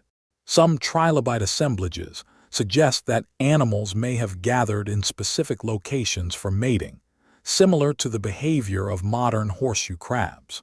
The evolution of elaborate sexual ornamentation in some species suggests that sexual selection competition for mates was becoming an important evolutionary force. Parental care may have evolved during the Cambrian as well. Some arthropod fossils preserve what appear to be adults associated with numerous juveniles, suggesting that at least some animals protected or cared for their offspring. This behavioral innovation would have provided significant survival advantages in a world increasingly dominated by predation. The cognitive requirements for these complex behaviors pushed the evolution of nervous systems in new directions. The ability to learn, remember, and modify behavior based on experience became increasingly important for survival. While Cambrian brains were still simple compared to modern standards, they represented enormous advances over the basic nerve nets of earlier animals. Recent discoveries have revealed that some Cambrian animals possessed surprisingly sophisticated sensory integration capabilities. Fuchsianhuia protensa appears to have had distinct brain regions specialized for processing different types of sensory information. Visual, chemical, and mechanical stimuli were handled by separate but interconnected neural circuits. As we contemplate these pioneers of complexity, we see that the Cambrian explosion involved not just the evolution of new anatomical structures, but the emergence of new ways of living. The behaviors that first appeared during this period, predation, communication, construction, social interaction, became the fundamental components of all subsequent animal societies. The traces left by these ancient pioneers continue to inform our understanding of animal intelligence, social behavior, and ecological interaction. In the trackways of a trilobite crossing a Cambrian seafloor, we see the first evidence of purposeful exploration. In the burrows of an ancient predator, we glimpse the origins of tool use. In the gathering places of early arthropods, we may be seeing the roots of social organization itself. Chapter 12. The Great Dying and Renewal. As the Middle Cambrian gave way to the Late Cambrian, around 510 million years ago, the vibrant ecosystems that had flourished for over 30 million years began to face their greatest challenge. The first major extinction event of the Phanerozoic era was about to reshape the biological world, eliminating many of the characteristic groups of the Cambrian explosion, while setting the stage for new evolutionary innovations. The extinction began gradually, with individual species disappearing from the fossil record over a span of several million years. But by 500 million years ago, the pace of loss had accelerated dramatically. The archaeocyathidz, those remarkable reef-building sponges that had created some of the first complex marine ecosystems, were among the hardest hit. Their distinctive cup-shaped skeletons, which had dominated shallow tropical seas for over 15 million years, virtually disappeared from the fossil record. The causes of this late Cambrian extinction remain debated among paleontologists. Climate change appears to have played a major role, with evidence suggesting a significant cooling period that may have disrupted the warm, stable conditions that had supported Cambrian diversity. Falling sea levels drained many of the extensive continental shelves that had served as nurseries for marine life, eliminating vast areas of habitat. Oxygen levels in the oceans may also have declined during this period. Geochemical evidence from late Cambrian rocks suggests periods of oceanic anoxia, low oxygen conditions, that would have been particularly devastating for the large, active animals that had evolved during the explosion. The same high metabolic rates that had enabled complex behaviors and sophisticated anatomies became liabilities when oxygen became scarce. The extinction was selective in its impacts. Groups that had been most characteristic of the early and middle Cambrian archaeocyathids, many trilobite families, early echinoderms, and various enigmatic soft-bodied forms suffered the heaviest losses. But other groups, particularly those adapted to deeper water or more variable environmental conditions, survived and even thrived. Agnistid trilobites, small forms that may have been planktonic, actually diversified during the late Cambrian extinction. Their small size and possible ability to migrate between different ocean basins may have provided them with advantages during this period of environmental instability. Some evolved elaborate spinal projections that may have helped them stay afloat in the water column. Early mollusks showed remarkable resilience during the extinction. Their ability to seal themselves within their shells may have helped them survive periods of unfavorable conditions. Late Cambrian mollusks began experimenting with new shell forms, including the first clearly coiled shells that would later become characteristic of gastropods. The survivors of the late Cambrian extinction inherited a world that was in many ways simpler than what had come before, but also full of ecological opportunities. The collapse of archaeocyathid reef ecosystems opened up niches that would eventually be filled by new types of organisms. The reduction in predation pressure allowed some groups to experiment with new body plans and life strategies. Brachiopods, animals with two-part shells that superficially resemble clams, began their rise to dominance during this period. Unlike mollusks, brachiopods filter-fed by pumping water through their shells using a specialized organ called a lophophore. This feeding strategy proved highly successful in the post-extinction world, and brachiopods would dominate many marine communities for the next 300 million years.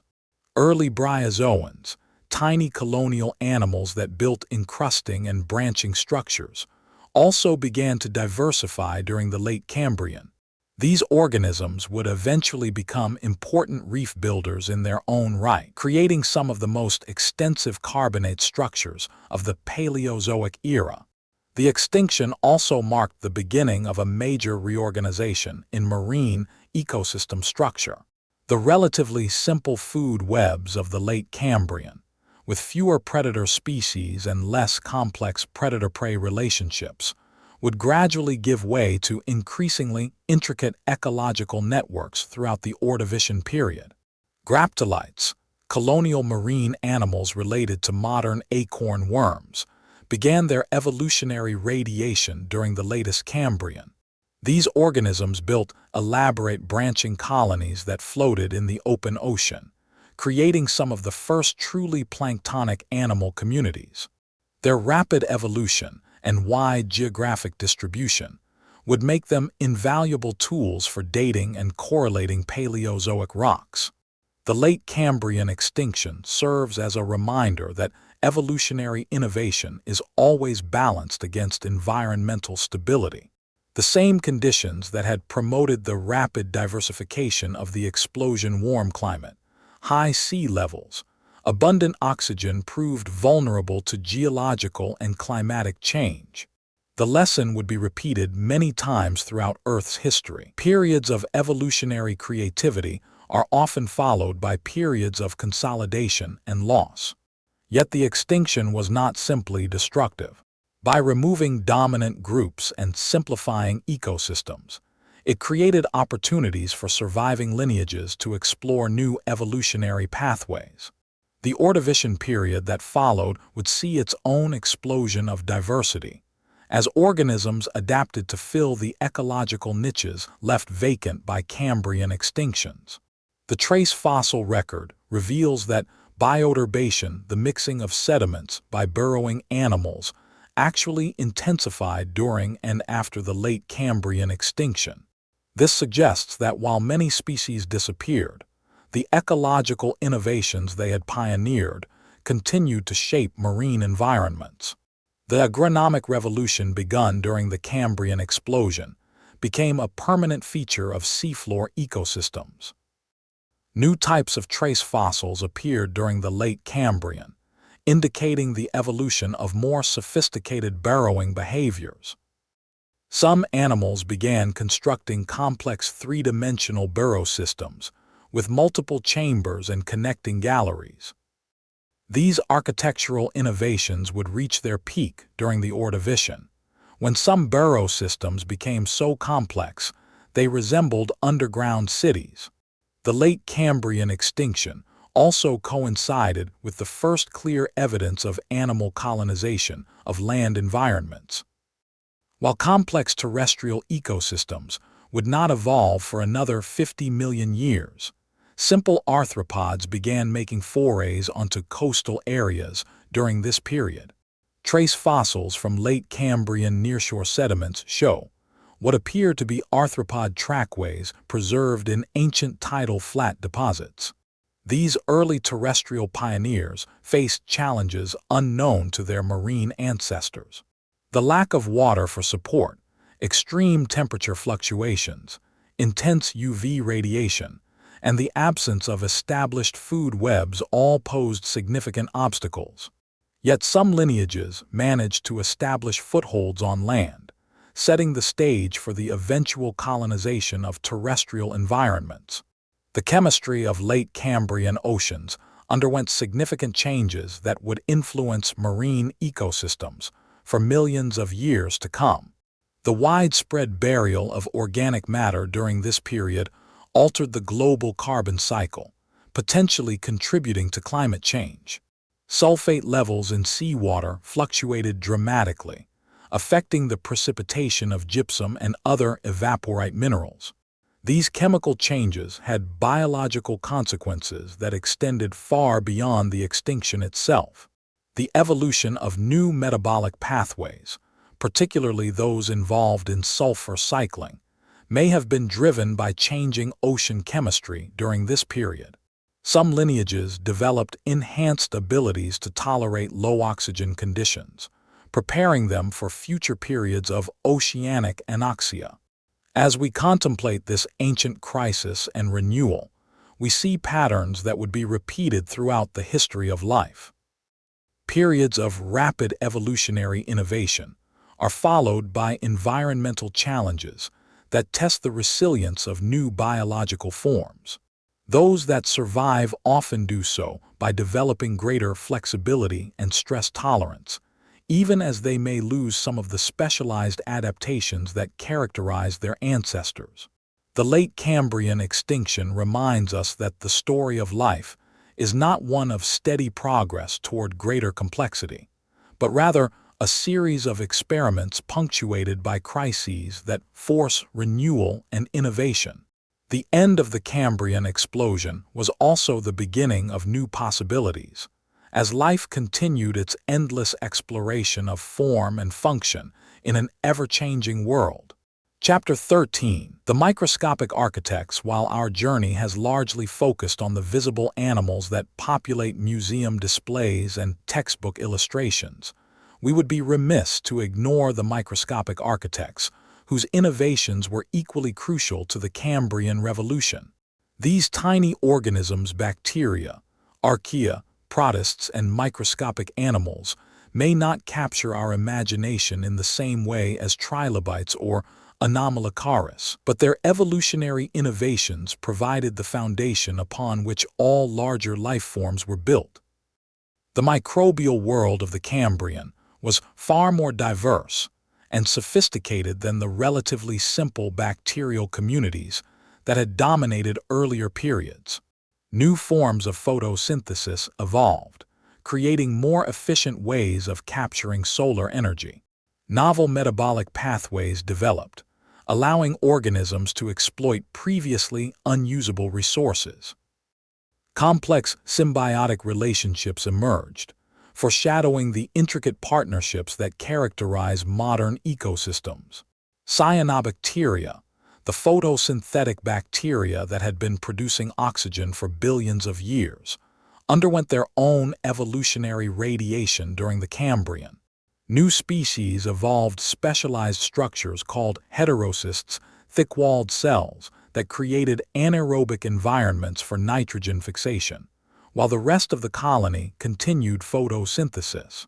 This innovation allowed cyanobacterial colonies to produce their own fertilizer, giving them significant advantages in nutrient-poor environments. Some Cambrian cyanobacteria developed the ability to form complex, three-dimensional colonies that resembled miniature cities. These structures, preserved as fossilized stromatolites, show evidence of sophisticated organization and division of labor.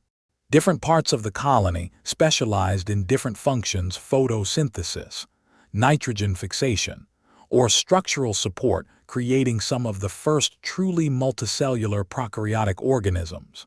The evolution of calcifying cyanobacteria during the Cambrian had profound implications for ocean chemistry and climate. These organisms began precipitating calcium carbonate in and around their cells, creating tiny limestone particles that accumulated on seafloors. This biological carbon pump helped regulate atmospheric carbon dioxide levels and may have contributed to the relatively stable climate that characterized much of the Cambrian period. Sulfur-oxidizing bacteria also diversified dramatically during the Cambrian, exploiting new sources of chemical energy in marine sediments. As burrowing animals mixed seafloor sediments, they created interfaces between oxygen-rich surface layers and sulfide-rich deeper layers. Specialized bacteria evolved to harvest energy from these chemical gradients, forming the base of food webs in bioturbated sediments. Some of these chemosynthetic bacteria developed symbiotic relationships with early animals, providing their hosts with nutrients derived from chemical energy rather than sunlight. These partnerships, similar to those found around modern hydrothermal vents, may have allowed some Cambrian animals to colonize environments that would otherwise have been too nutrient-poor to support complex life. The protist world's single-celled eukaryotic organisms also underwent major changes during the Cambrian. New groups of heterotrophic protists evolved sophisticated feeding mechanisms, including the ability to engulf and digest other cells. These innovations made possible the evolution of complex food webs at the microscopic scale, with protistan predators, prey, and scavengers playing roles analogous to those of larger animals. Foraminophora, protists that build elaborate shells from calcium carbonate, began their long evolutionary history during the Cambrian. Early forms were simple, single-chambered structures, but they established the biomineralization techniques that would later produce some of the most complex microscopic architectures on Earth. Foraminophoral shells from later periods show intricate geometries and sophisticated engineering that rivals anything produced by macroscopic organisms. Radiolarians, protists that construct delicate silica skeletons, also appeared during the Cambrian.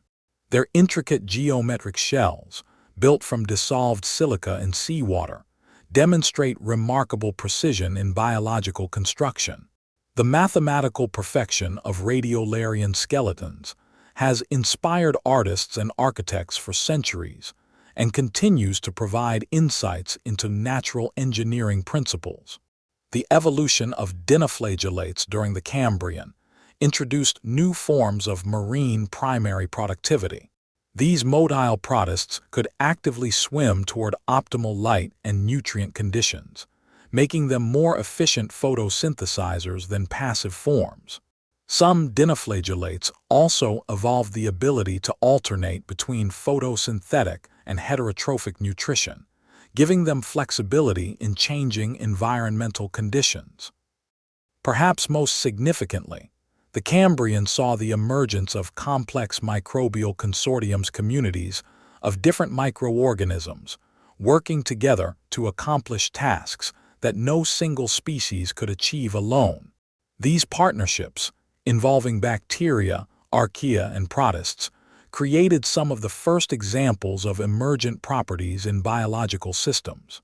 Microbial mats, which had been relatively simple structures during the Precambrian, became increasingly complex during the Cambrian. Different layers within the mats specialized in different metabolic processes: photosynthesis near the surface, fermentation in middle layers, and sulfate reduction at the bottom. This vertical organization maximized the efficiency of nutrient cycling and created stable, self-maintaining ecosystems. The disruption of these microbial mats by burrowing animals created new opportunities for microbial innovation. Bacteria evolved new strategies for surviving in frequently disturbed sediments, including the ability to form resistant spores and to rapidly recolonize areas after disruption. Some species developed symbiotic relationships with burrowing animals, living in their guts or on their surfaces. Viral communities also likely diversified during the Cambrian, though direct evidence is impossible to preserve. The evolution of complex multicellular organisms provided new hosts for viral infection, driving the evolution of new viral strategies and defense mechanisms. The molecular arms race between viruses and their hosts may have contributed to the rapid evolution of immune systems during this period. The size and complexity of microbial cells increased significantly during the Cambrian.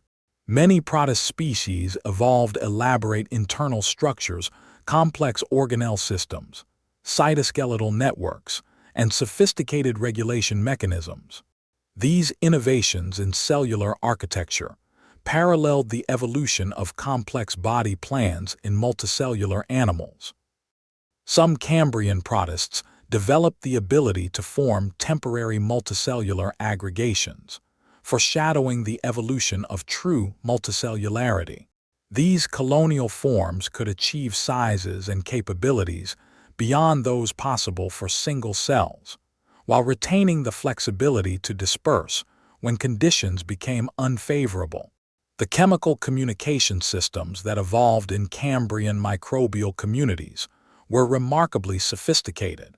Bacteria developed quorum sensing mechanisms that allowed them to coordinate their behavior based on population density.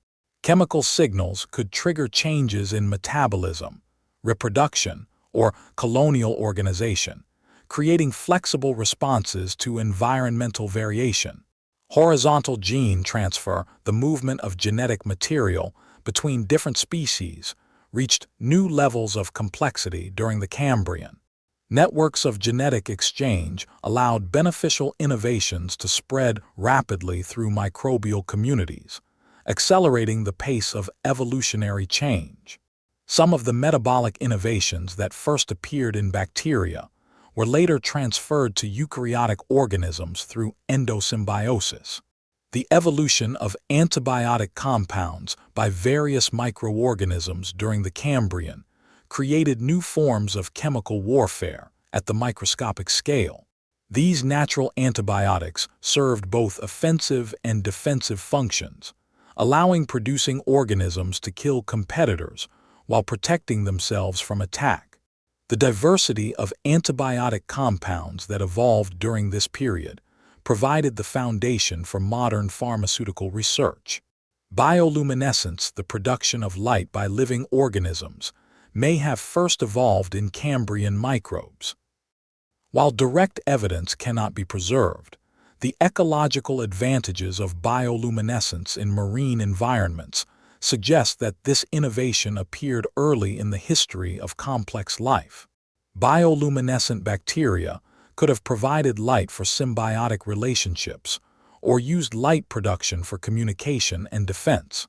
The microscopic architects of the Cambrian created innovations that continue to support all life on Earth. The oxygen we breathe is still produced largely by descendants of Cambrian cyanobacteria. The carbon cycling systems that regulate global climate still depend on microbial processes that first evolved during this period. The symbiotic relationships that allow plants to fix nitrogen, corals to build reefs, and many animals to digest their food, all trace their origins to microbial innovations of the Cambrian world. As we consider these microscopic pioneers, we gain a deeper appreciation for the true complexity of the Cambrian explosion. It was not simply the emergence of visible animals with shells and eyes, but a comprehensive reorganization of life at every scale, from the molecular to the macroscopic. The microscopic architects may have been invisible to the compound eyes of trilobites, but their innovations were just as revolutionary and just as essential to the transformation of our planet. Chapter 14. The ocean's memory in the quiet depths of Cambrian seas, beyond the bustling communities of the continental shelves, lay environments that preserved their secrets with extraordinary fidelity. These deeper waters, removed from the constant disturbance of waves and currents, became repositories of information about ancient climate, chemistry, and life that continue to inform our understanding of this pivotal period in Earth's history. The sediments that accumulated in these deep basins tell a story written in multiple languages, the chemistry of ancient seawater recorded in mineral grains, the signatures of extinct organisms preserved in organic compounds, and the rhythms of climate change inscribed in layers of mud and carbonate. Reading these archives requires sophisticated techniques that have only become available in recent decades, but they provide insights into the Cambrian world that no surface fossil could reveal. Isotope geochemistry has proven particularly valuable for understanding Cambrian oceans. The ratio of different carbon isotopes in ancient carbonates reveals information about global productivity and the cycling of organic matter. During the Cambrian, these ratios show evidence of dramatic fluctuations that coincide with major evolutionary events, suggesting intimate connections between biological innovation and global geochemical cycles. Strontium isotopes provide insights into the rate of weathering and erosion on Cambrian continents. The values recorded in marine carbonates suggest that weathering rates were extremely high during this period, possibly due to the warm, humid climate and the lack of land plants to stabilize soils. This intense weathering may have supplied the nutrients necessary to fuel the biological productivity that supported the Cambrian explosion. Sulfur isotopes tell yet another story, revealing fluctuations in ocean oxygenation that correlate with evolutionary patterns. Periods of high oxygen appear to coincide with rapid diversification, while episodes of anoxia correspond to extinction events. These correlations provide strong evidence that oxygen availability was indeed a major driver of Cambrian evolution. The deep-sea fossil record, while sparse compared to shallow water deposits, preserves unique insights into Cambrian life. Agnistid trilobites, which may have been planktonic, are particularly common in deep-water sediments. Their global distribution and rapid evolution make them valuable tools for correlating rocks of the same age from different continents, providing a framework for understanding the timing and geographic extent of evolutionary events. Graptolites, colonial organisms that lived in the open ocean, began their evolutionary radiation in the latest Cambrian. Their delicate branching colonies, constructed from organic compounds rather than minerals, required special conditions for preservation. When they are found, they provide detailed information about the structure and evolution of pelagic ecosystems, the open water communities that were largely invisible in shallow water fossil assemblages. The chemistry of Cambrian deep-water sediments reveals a world that was fundamentally different from modern oceans. Iron concentrations were much higher, reflecting the limited oxygen availability that characterized much of the water column. Phosphorus levels fluctuated dramatically, suggesting episodes of upwelling that brought deep, nutrient-rich waters to the surface. These chemical fluctuations had profound biological consequences. Periods of high nutrient availability coincided with the evolution of new feeding strategies and body plans, while episodes of nutrient limitation corresponded to extinctions and evolutionary bottlenecks. The deep ocean served as both a refuge during times of surface environmental stress and a source of nutrients that could fuel evolutionary innovation. Trace metal concentrations in Cambrian sediments provide insights into the redox chemistry of ancient oceans. Molybdenum, vanadium, and other metals are sensitive indicators of oxygen levels and can reveal the extent and timing of anoxic events. These studies show that Cambrian oceans were highly stratified, with oxygen-rich surface waters overlying anoxic depths in many regions. The preservation of organic matter in deep-water sediments has provided remarkable insights into Cambrian biochemistry. Molecular fossils fragments of original biological compounds can sometimes be extracted from rocks over 500 million years old. These molecules provide direct evidence of ancient metabolism, including the earliest known examples of cholesterol synthesis, chlorophyll production, and other biochemical innovations. Lipid biomarkers preserved in Cambrian rocks have revealed the presence of organisms that left no body fossils. Purple sulfur bacteria, methanogenic archaea, and various protist groups can all be detected through their distinctive molecular signatures. These studies show that microbial diversity during the Cambrian was even greater than previously suspected. The timing of sediment deposition in deep basins reveals information about ancient ocean circulation patterns. Rhythmic layering in some Cambrian deposits reflects seasonal or longer-term cycles that may have been driven by changes in temperature, precipitation, or ocean current strength. These patterns provide insights into the climate system that supported the Cambrian explosion. Turbidite deposits layers of sediment deposited by underwater avalanches are common in deep-water Cambrian sequences. These deposits often contain shallow-water fossils that were transported to deep environments by sediment flows, providing samples of shelf communities that might otherwise be unavailable for study. The frequency and magnitude of turbidite events may reflect tectonic instability associated with the breakup of the supercontinent Rodinia. The magnetic properties of deep-sea sediments preserve records of ancient geomagnetic field behavior and continental positions.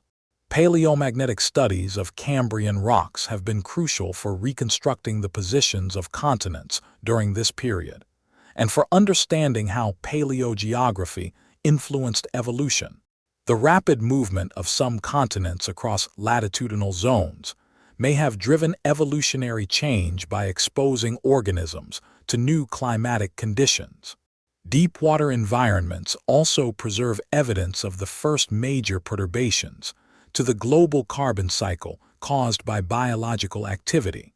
The burial of organic matter in deep sediments represents a long-term removal of carbon from the atmosphere-ocean system.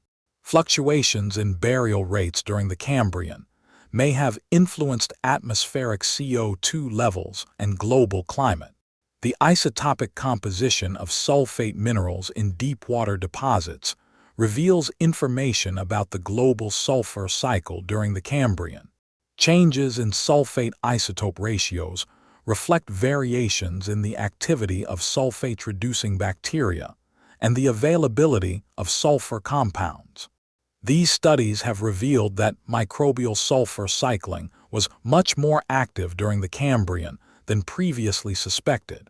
Chert deposits fine-grained silica rocks that formed in deep-water environments preserve some of the most detailed records of Cambrian microbial life. These rocks can contain exquisitely preserved bacteria, archaea, and early eukaryotic cells, sometimes with subcellular structures still visible. The distribution of different microbial types in chert deposits provides insights into the ecology of ancient deep-sea environments. The ocean's memory also includes records of extraterrestrial events that may have influenced Cambrian evolution. Helium isotope anomalies in some Cambrian sediments suggest periods of increased cosmic dust influx, possibly associated with asteroid impacts or cometary bombardment. While none of these events appear to have been as catastrophic as the later End-Permian or End-Cretaceous impacts, they may have contributed to environmental instability during this period. Rare earth element patterns in Cambrian carbonates provide information about ocean chemistry and hydrothermal activity. These elements are sensitive indicators of water mass properties and can reveal changes in ocean circulation, upwelling intensity, and volcanic activity. Fluctuations in rare earth patterns during the Cambrian suggest that ocean chemistry was highly dynamic during this period. The preservation of original aragonite in some deep-water Cambrian deposits has provided insights into seawater chemistry that would otherwise be impossible to obtain. Aragonite is unstable over geological time scales and usually dissolves or converts to calcite, but when preserved, it retains chemical signatures that reflect the composition of ancient seawater. These studies have revealed that Cambrian oceans had different magnesium/calcium ratios than modern seas, which may have influenced the evolution of biomineralization. As we contemplate the ocean's memory preserved in these deep-water archives, we gain appreciation for the complexity of the systems that supported the Cambrian explosion. The event was not simply the result of biological innovation, but emerged from the interaction of life with a dynamic Earth system that included changing climate, evolving ocean chemistry, shifting continents, and fluctuating nutrient cycles. The deep ocean served as both witness and participant in the Cambrian Revolution. Its sediments preserved the evidence we use to understand this pivotal period, while its chemistry and circulation patterns helped create the conditions that made evolutionary innovation possible. In the quiet depths, far from the dramatic scenes of predation and competition playing out on the continental shelves, the ocean was writing its memory of one of the most important chapters in the history of life. Chapter 15, The Language of Shells. Before we listen to the whispers of the future, let us pause to consider one of the Cambrian's most enduring innovations, the evolution of biological architecture in the form of shells, carapaces, and skeletal structures. These mineralized constructions were not merely protective armor, but represented an entirely new vocabulary for life, a language written in calcium carbonate, calcium phosphate, and silica that allowed organisms to communicate with their environment, their predators, and even with us across the vast spans of geological time. The first shells that appeared in the early Cambrian were simple structures, small cones, tubes, and plates secreted by animals experimenting with the controlled precipitation of minerals from seawater. But even these humble beginnings represented a revolutionary leap in biological capability. For the first time in Earth's history, animals were becoming geologists, extracting dissolved minerals from their environment and transforming them into architectural marvels that could persist long after their creators had died. Cloudna, one of the earliest shell-bearing animals, appeared in the latest Precambrian and continued into the early Cambrian. Its tube-like shells, up to 15 centimeters long, were built in segments that could telescope into each other when the animal retracted. This simple innovation, the ability to withdraw into a protective shelter, while maintaining the option to extend outward for feeding, established a principle that would be elaborated by countless subsequent species. The small shelly fauna of the early Cambrian, tiny organisms known primarily from their microscopic skeletal elements, were the true pioneers of biomineralization. Their fossils, often only millimeters in size, preserve an extraordinary diversity of architectural solutions.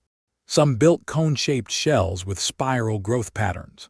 Others secreted plate-like structures that could be assembled into complex, three-dimensional forms. Still others created spiny projections that may have served both defensive and hydrodynamic functions. These early experiments in shell construction reveal fundamental principles of biological engineering that continue to operate today. The spiral growth patterns seen in early Cambrian shells optimize strength while minimizing material use. The corrugated structures found in some species provide maximum rigidity with minimal weight. The composite materials minerals embedded in organic matrices achieve properties superior to either component alone. Mobergella, a tiny early Cambrian mollusk, developed one of the first truly coiled shells. Its simple spiral represented a solution to the engineering challenge of creating a larger living space without proportionally increasing the shell's weight or vulnerability to predators. This innovation would eventually give rise to the extraordinary diversity of gastropod shells, from the simple spirals of garden snails to the complex geometries of nautilus shells. The brachiopods, which appeared early in the Cambrian and would dominate many marine environments for hundreds of millions of years, developed a completely different approach to shell construction. Their two-part shells were connected by a complex hinge mechanism that allowed precise control of shell opening for feeding, while maintaining the ability to seal shut when threatened. The interior of brachiopod shells housed an elaborate feeding apparatus, the lophophore, whose intricate structure was protected and supported by the mineralized shell. Trilobite exoskeletons represented perhaps the most sophisticated integration of protection, support, and sensory capability achieved during the Cambrian. The calcite that formed their shells was organized in complex three-dimensional structures that provided both flexibility and strength. The famous compound eyes of trilobites were integral parts of their exoskeletons. The same mineral that protected their bodies also served as optical lenses with precisely controlled crystallographic orientations. The chemistry of shell construction during the Cambrian involved extraordinary biochemical innovations.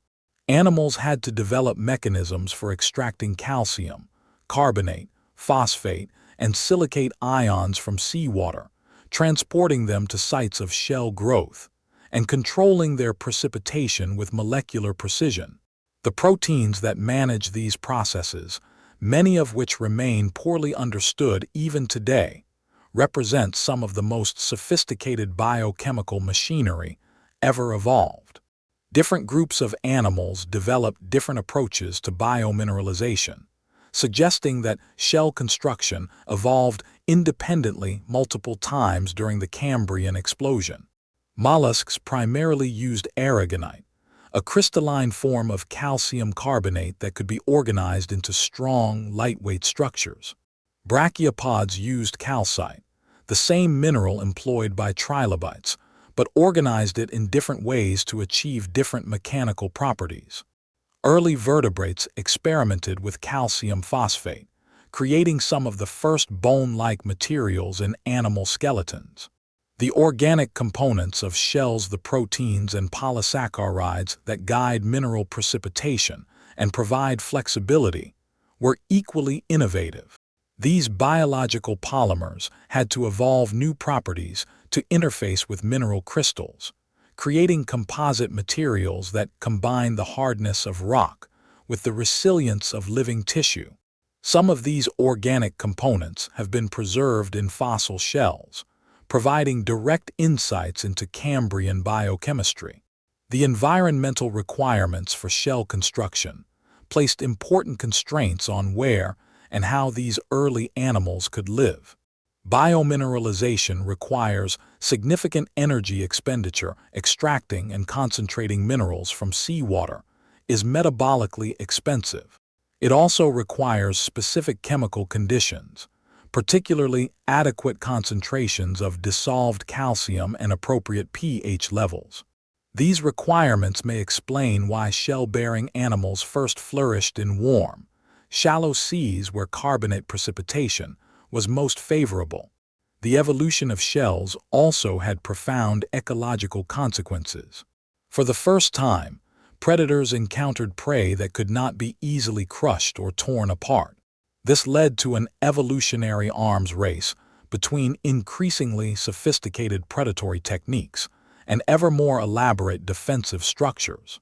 Some predators developed powerful crushing appendages.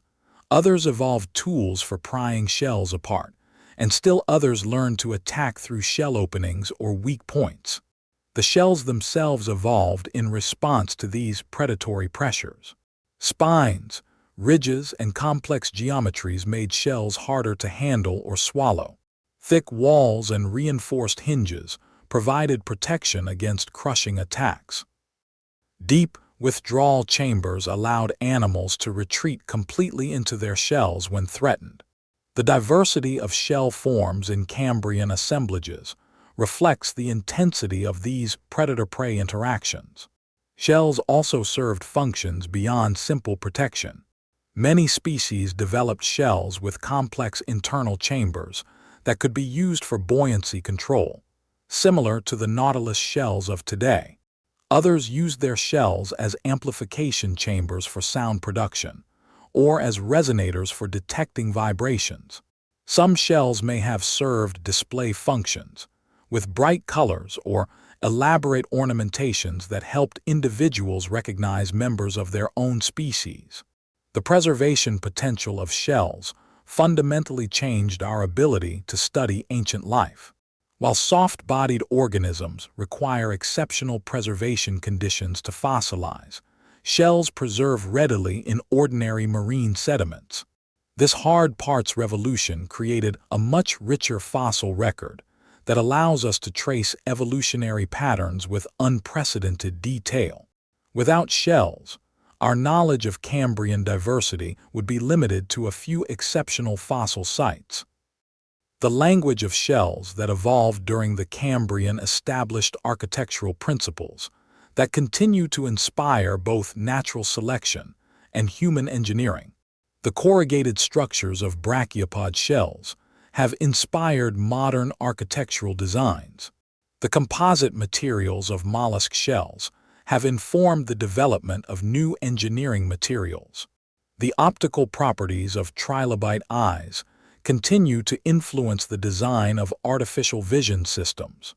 Modern shells, from a balloon knacker to turtle carapaces, still employ many of the same construction techniques pioneered during the Cambrian.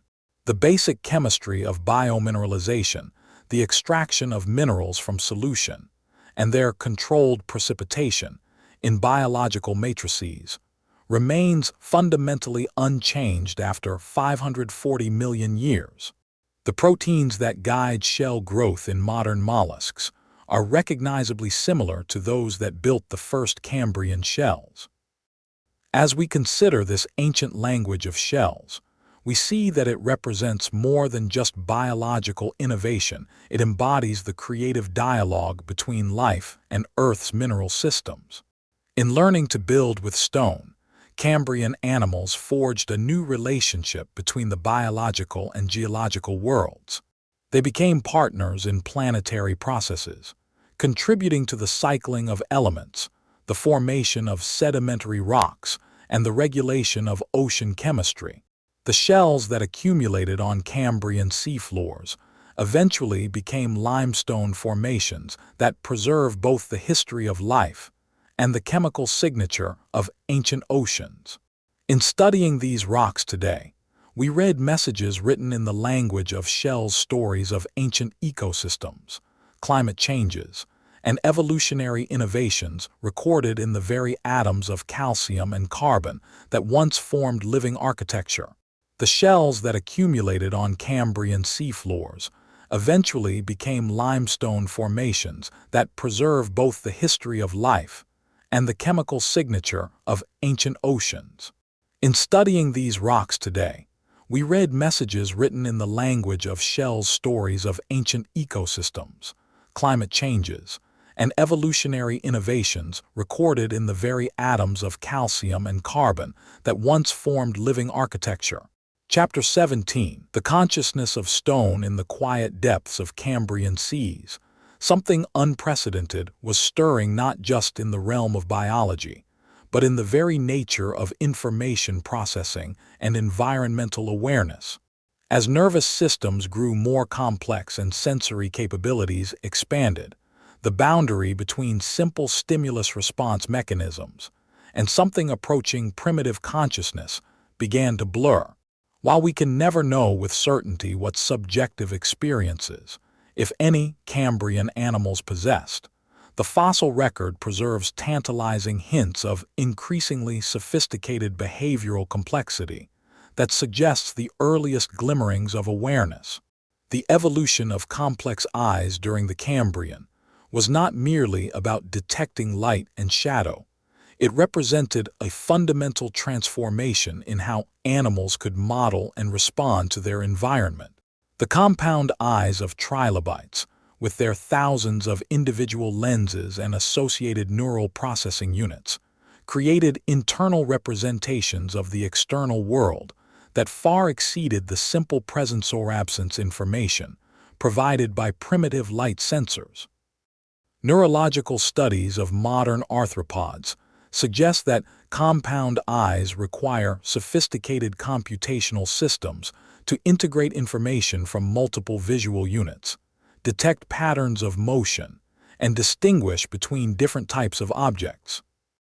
The brains necessary to support such complex visual processing must possess capabilities that approach what we might recognize as primitive forms of awareness, the ability to hold internal models of environmental conditions, and to update those models based on new sensory information. The trace fossil record provides perhaps our most direct evidence of complex cognitive processes in Cambrian animals. The trackways left by trilobites show clear evidence of decision-making processes that went far beyond simple stimulus response mechanisms. Some trackways show systematic exploration patterns, with animals following edges of microbial mats, probing into crevices, and returning to promising foraging areas. This behavior suggests not just the ability to remember recent experiences, but the capacity to plan future actions based on past successes. Russificus, the resting traces left by trilobites, show increasingly sophisticated patterns of environmental assessment and modification. Later examples preserve evidence of deliberate excavation, with animals using their appendages to dig protective hollows and to modify their surroundings for improved shelter. This construction behavior requires spatial reasoning, tool use, and long-term planning cognitive capabilities that approach those of modern invertebrates. The predatory behaviors preserved in Cambrian fossil sites reveal even more complex cognitive processes. Ottoia prolifica, the priapulid worm that ambushed prey from vertical burrows, had to coordinate precise timing with environmental assessment, recognizing suitable prey, calculating striking distances, and executing attacks with split-second timing.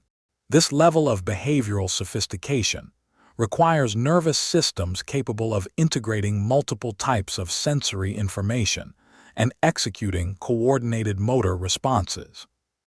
The evolution of social behaviors during the Cambrian suggests that some animals developed the ability to recognize and respond to the presence of conspecifics, members of their own species. Trilobite trackways that show multiple individuals following similar paths may represent primitive forms of communication or social coordination. Whether this represents true cooperation or simply individual animals taking advantage of trails opened by others, it demonstrates that Cambrian animals were capable of complex spatial and temporal awareness. The nervous systems that evolved during the Cambrian show evidence of increasing centralization and specialization. Fuchsian huia protensa, with its preserved brain tissue, reveals distinct neural regions that appear to have been specialized for processing different types of sensory information. This functional organization suggests information processing capabilities that go beyond simple reflex arcs to include integration, comparison, and decision-making processes. The biochemistry of neural transmission that evolved during this period established the foundation for all subsequent nervous system evolution. The neurotransmitter systems, ion channels, and synaptic mechanisms that first appeared in Cambrian animals continue to operate in essentially unchanged form in modern nervous systems. The same molecular machinery that enabled the first complex behaviors in ancient seas continues to support consciousness in animals today. The relationship between brain size, neural complexity, and behavioral sophistication in modern animals suggests that even the relatively simple nervous systems of Cambrian animals may have supported forms of experience that we would recognize as primitive consciousness. The ability to form memories, make choices between alternative actions, and modify behavior based on experience, all capabilities demonstrated by Cambrian trace fossils, may represent the earliest expressions of subjective awareness. Recent research in comparative neurobiology has revealed that consciousness is not a binary property that either exists or doesn't exist, but rather a spectrum of capabilities that can emerge at relatively low levels of neural complexity. Simple forms of awareness, the ability to distinguish self from environment, to maintain internal models of external conditions, and to experience basic forms of motivation and goal-directed behavior, may have evolved quite early in the history of complex nervous systems. The sensory integration capabilities that evolved during the Cambrian were prerequisites for more complex forms of consciousness. Animals that could simultaneously process visual, chemical, and mechanical information, compare it to stored memories, and use the results to guide future behavior had crossed a threshold that separated them fundamentally from the simple stimulus-response mechanisms of earlier life forms. The evolution of pain and pleasure systems during the Cambrian may have represented the first forms of subjective experience in animal evolution. The ability to experience discomfort when injured and satisfaction when feeding or reproducing provides powerful mechanisms for guiding behavior, but it also requires the existence of an experiencing subject, a primitive form of self that can be the recipient of these sensations. The predator-prey relationships that drove much of Cambrian evolution required increasingly sophisticated assessments of risk, opportunity, and environmental conditions. Prey animals that could anticipate the behavior of predators, recognize dangerous situations before direct contact occurred, and modify their behavior based on learned associations were more likely to survive. These capabilities suggest forms of environmental modeling and predictive thinking that approach primitive consciousness.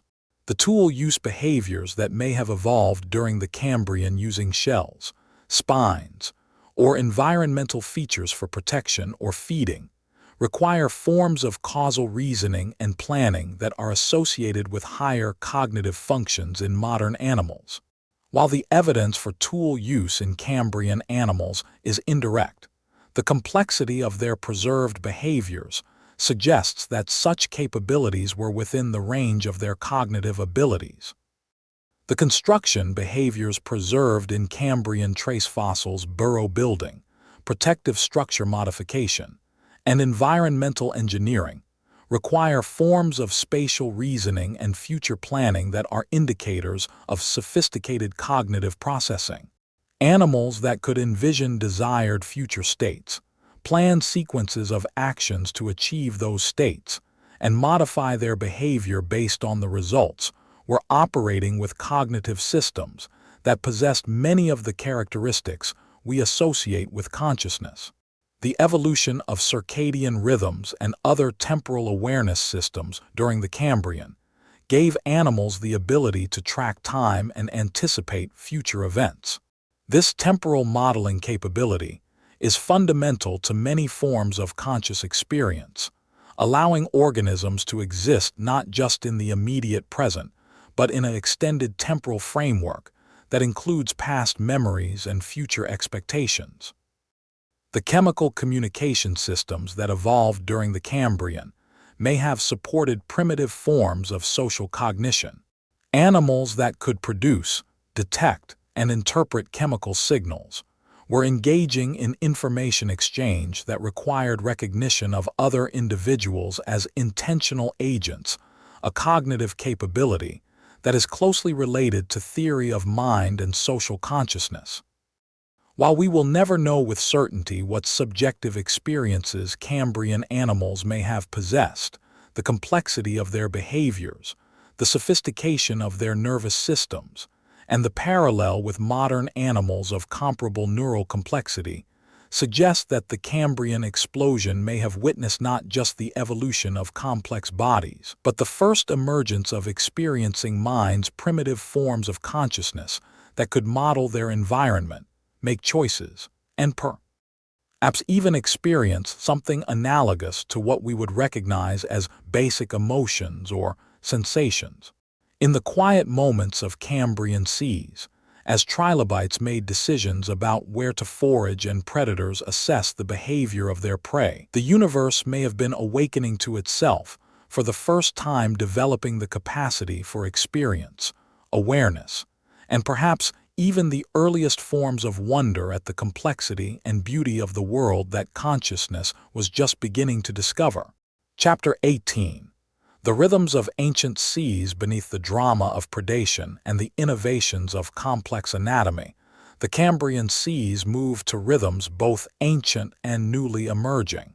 These cycles daily, monthly, seasonal, and spanning much longer periods provided the temporal framework within which evolution operated and created some of the first biological clocks that would eventually govern all life on Earth. The daily cycle of light and darkness, driven by Earth's rotation, had existed for billions of years, but the evolution of sophisticated visual systems during the Cambrian gave this rhythm new biological significance. For the first time, animals could not only detect the difference between day and night, but could use these transitions to coordinate their behavior with extraordinary precision. Evidence from modern arthropods suggests that trilobites may have been among the first animals to evolve true circadian rhythms, internal biological clocks that could anticipate the daily cycle of light and darkness, even in the absence of external cues. This innovation allowed animals to prepare for predictable changes in their environment, timing feeding, reproduction, and defensive behaviors to coincide with optimal conditions. The compound eyes of trilobites were particularly well suited for detecting subtle changes in light levels that preceded dawn and dusk. This capability would have allowed them to begin defensive or foraging behaviors before less visually sophisticated animals were aware of changing conditions. The competitive advantage of being able to anticipate rather than simply respond to environmental changes was enormous in ecosystems, where a few minutes could mean the difference between successful feeding and becoming someone else's meal.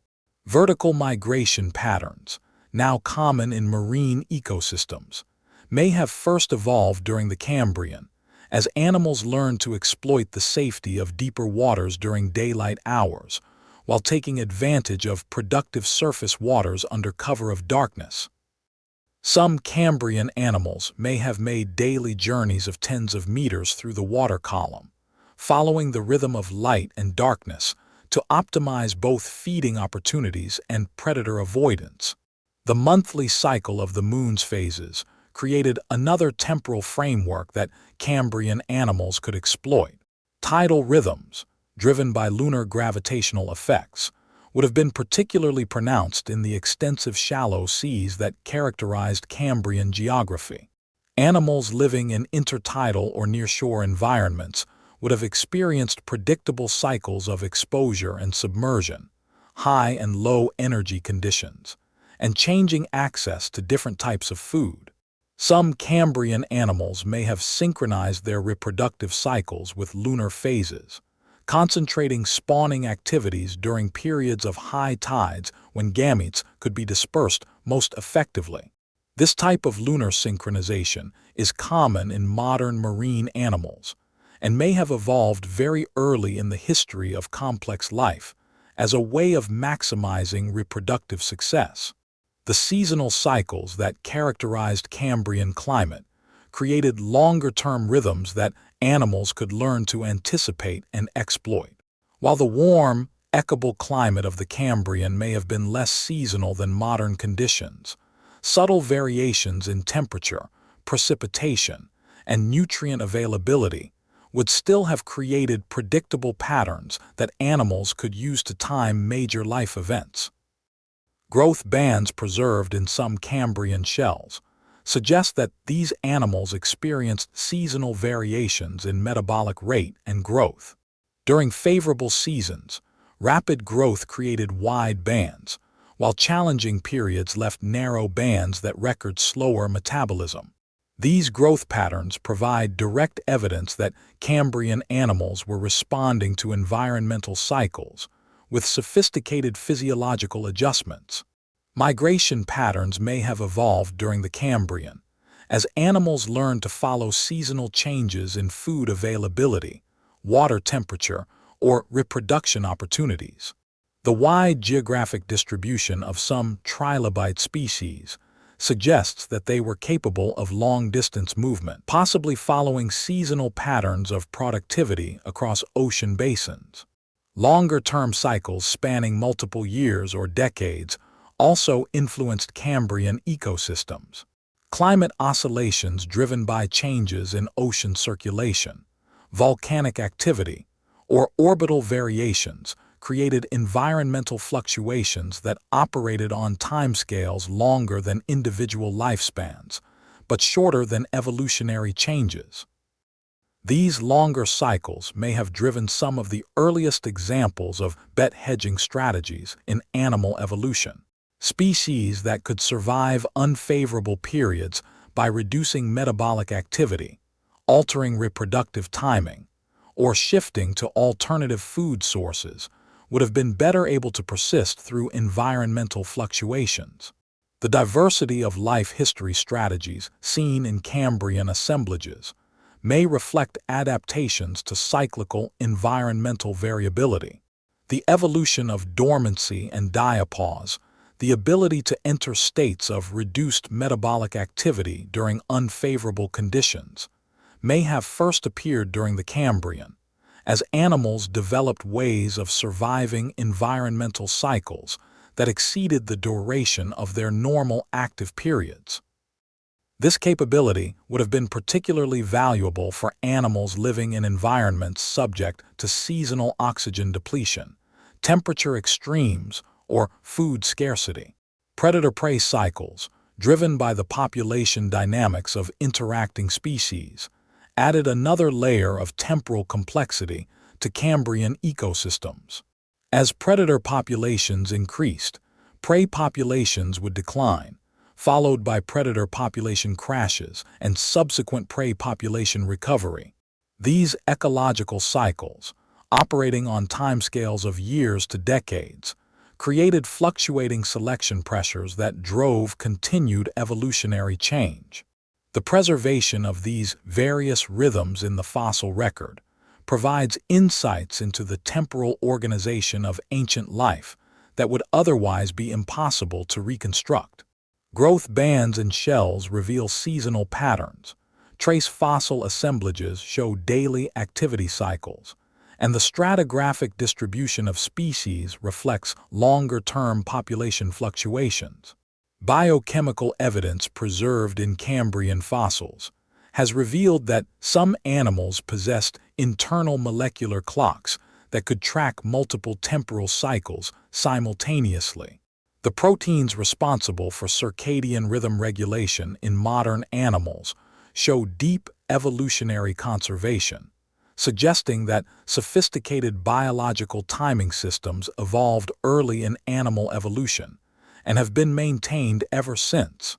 The coordination of biological rhythms with environmental cycles required the evolution of sophisticated sensory and neural systems.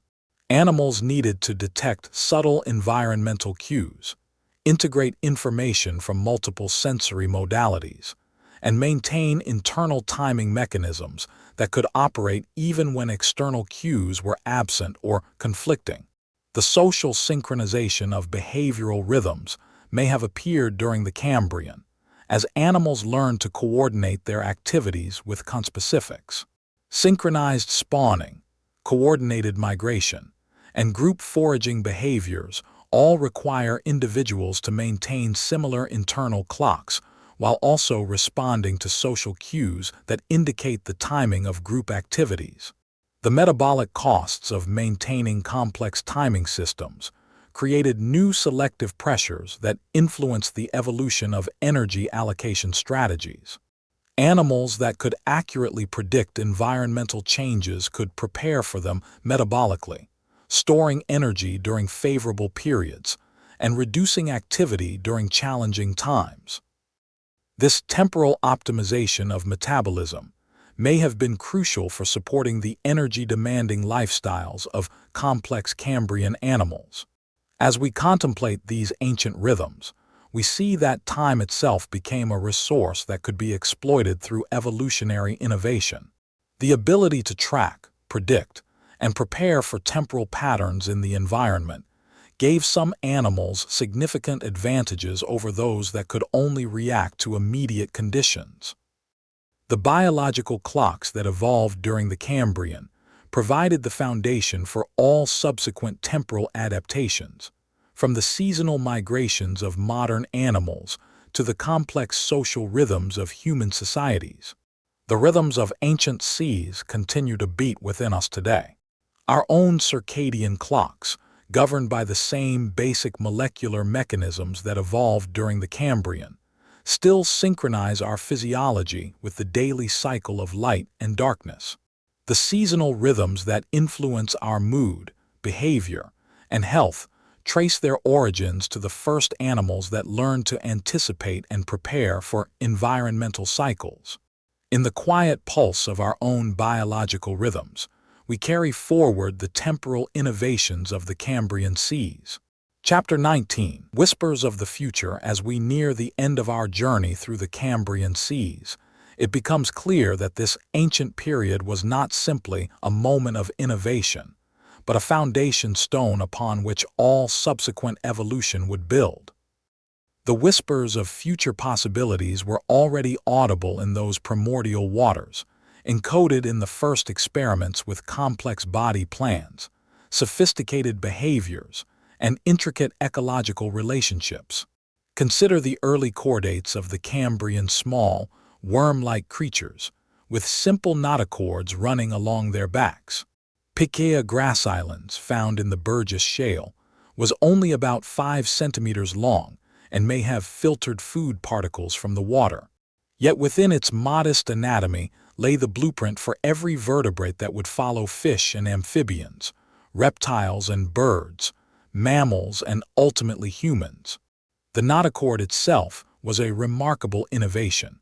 This flexible rod provided structural support while allowing the body to flex and undulate with unprecedented efficiency. It represented a completely new solution to the engineering challenge of creating a large, active body. While arthropods solved this problem with external skeletons and mollusks with shells, chordates pioneered the internal skeleton, a design that would prove capable of supporting the largest animals ever to exist on Earth. But the chordate innovation went beyond simple structure. The neural tube that ran above the notochord represented a new level of centralized nervous system organization. Unlike the distributed nerve nets of cnidarians or even the ganglionic systems of arthropods.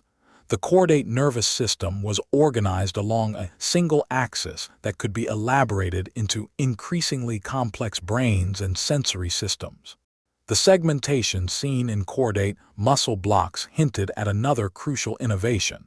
While arthropods had already discovered the advantages of body segmentation, chordates developed a different approach, one that would eventually allow for the evolution of specialized vertebrae, complex organ systems, and the intricate body plans of modern vertebrates. Early echinoderms of the Cambrian also carried whispers of remarkable future possibilities.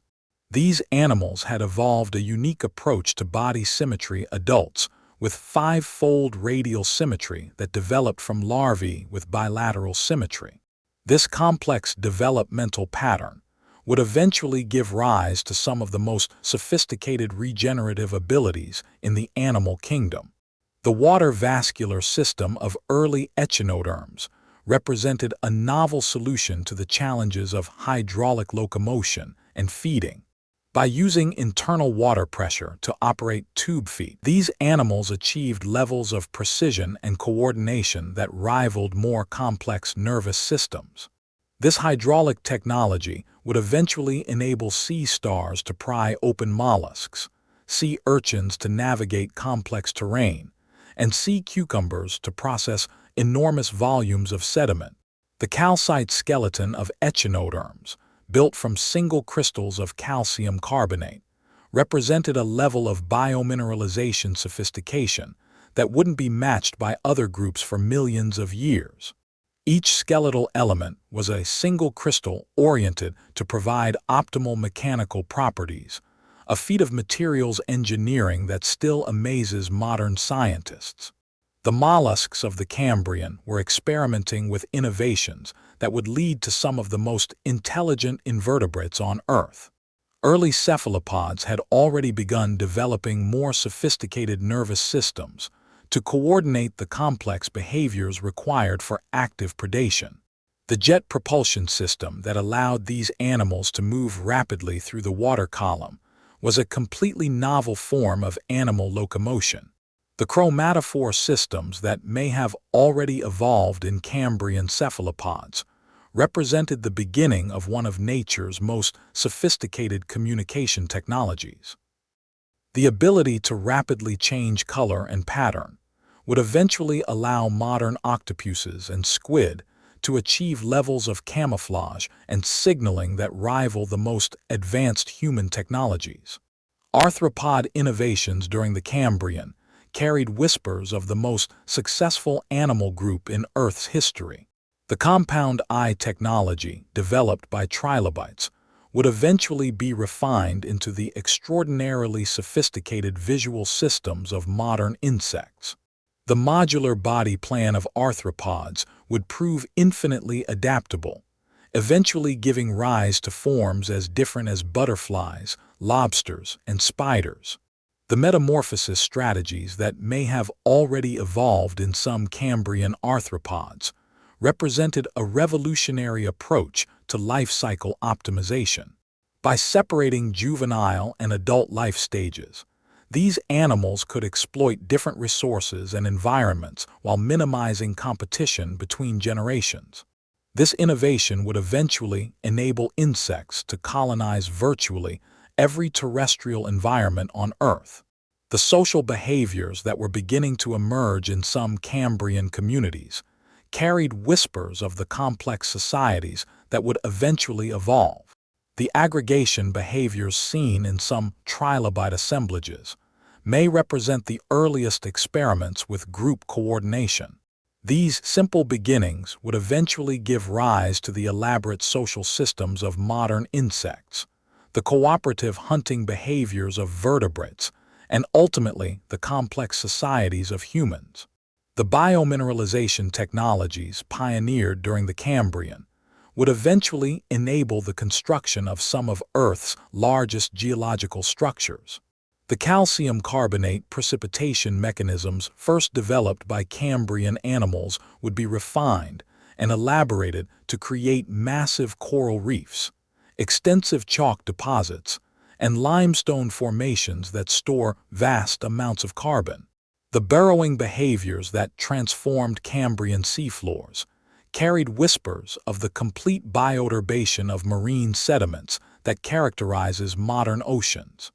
The ecosystem engineering that began with simple vertical burrows would eventually create complex three-dimensional habitats that support enormous biodiversity in marine sediments. The filter-feeding technologies developed by Cambrian sponges and other organisms would eventually be refined into some of the most efficient biological water processing systems on Earth. Modern whales, using feeding mechanisms that trace their origins to Cambrian innovations, can process thousands of cubic meters of water per day with remarkable efficiency. The chemical communication systems that evolved during the Cambrian represented the beginning of the complex molecular languages that coordinate modern ecosystems. The pheromone systems, warning chemicals, and metabolic signals that first appeared during this period would eventually become essential components of every terrestrial and marine ecosystem. The symbiotic relationships that may have first evolved during the Cambrian carried whispers of some of biology's most important partnerships. The bacterial endosymbionts that may have first colonized animal guts during this period would eventually enable the digestion of cellulose, the fixation of nitrogen, and countless other metabolic innovations that expanded the ecological possibilities for animal life. The regeneration abilities that evolved in many Cambrian animals would eventually be refined into some of nature's most remarkable healing and regrowth capabilities. The ability of some animals to regrow lost appendages, repair damaged tissues, and even rebuild entire organs represents a continuation of innovations that began in Cambrian seas. Even the extinction events that punctuated the Cambrian period carried whispers of future patterns. The selective nature of these extinctions, which eliminated some groups while allowing others to diversify, established patterns of evolutionary response to environmental change that would be repeated throughout Earth's history. The metabolic innovations of the Cambrian, new approaches to energy production, waste processing, and resource utilization, would eventually enable life to colonize environments far more extreme than anything available during the Cambrian itself. From the frozen Antarctic valleys to the superheated waters around hydrothermal vents, life would eventually push into every conceivable environment using biochemical tools first developed during the Cambrian explosion. As we listen to these whispers of the future carried on ancient currents, we begin to understand that the Cambrian explosion was not simply an event in Earth's past, but the establishment of the fundamental principles that continue to guide evolution today. Every innovation that has appeared in the subsequent 540 million years flight, echolocation, electric sensing, magnetic navigation, complex societies represents an elaboration of possibilities that were first explored in Cambrian seas. The creativity that filled those ancient waters with unprecedented diversity continues to operate today, constrained by the same physical laws and driven by the same evolutionary pressures, but always finding new ways to explore the infinite space of biological possibilities. The Cambrian explosion established not just the ancestors of modern life, but the rules by which life continues to evolve, adapt, and surprise us with its endless capacity for innovation. Chapter 20. The Garden of Forking Paths. In contemplating the vast diversity of the Cambrian explosion, we encounter what the writer Jorge Luis Borges might have called a garden of forking paths, a landscape of evolutionary possibilities, where each innovation, each adaptation, each successful experiment opened new corridors of possibility while closing others forever. The history preserved in Cambrian rocks is not simply a record of what happened, but a map of what might have been, a glimpse into the infinite creativity of evolution exploring the space of all possible forms. Consider for a moment the implications of the Burgess Shale fauna. Among its preserved organisms are body plans that seem to follow different architectural principles than any modern animal. Opabinia, with its 5 eyes and bizarre proboscis, represents a solution to the challenges of predation and sensory processing that has no modern parallel.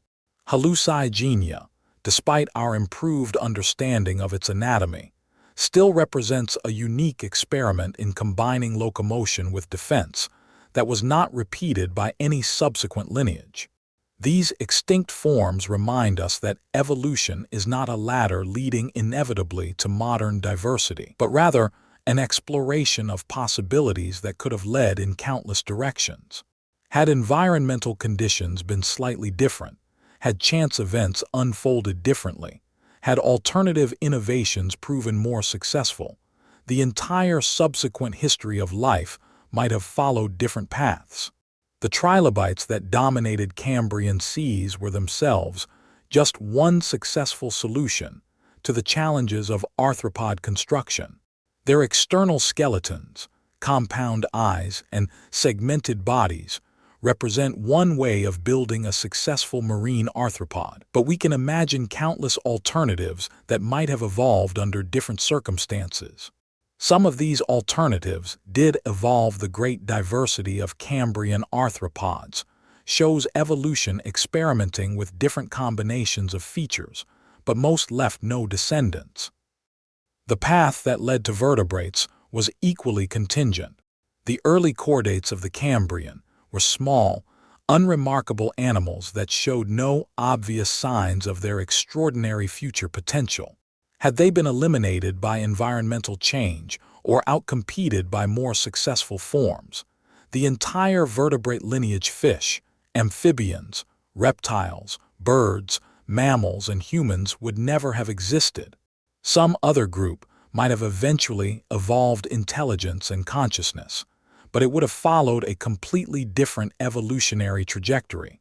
This contingency extends to every level of biological organization. The biochemical pathways that support life, the genetic codes that store information, the cellular mechanisms that enable reproduction, all of these represent solutions that worked.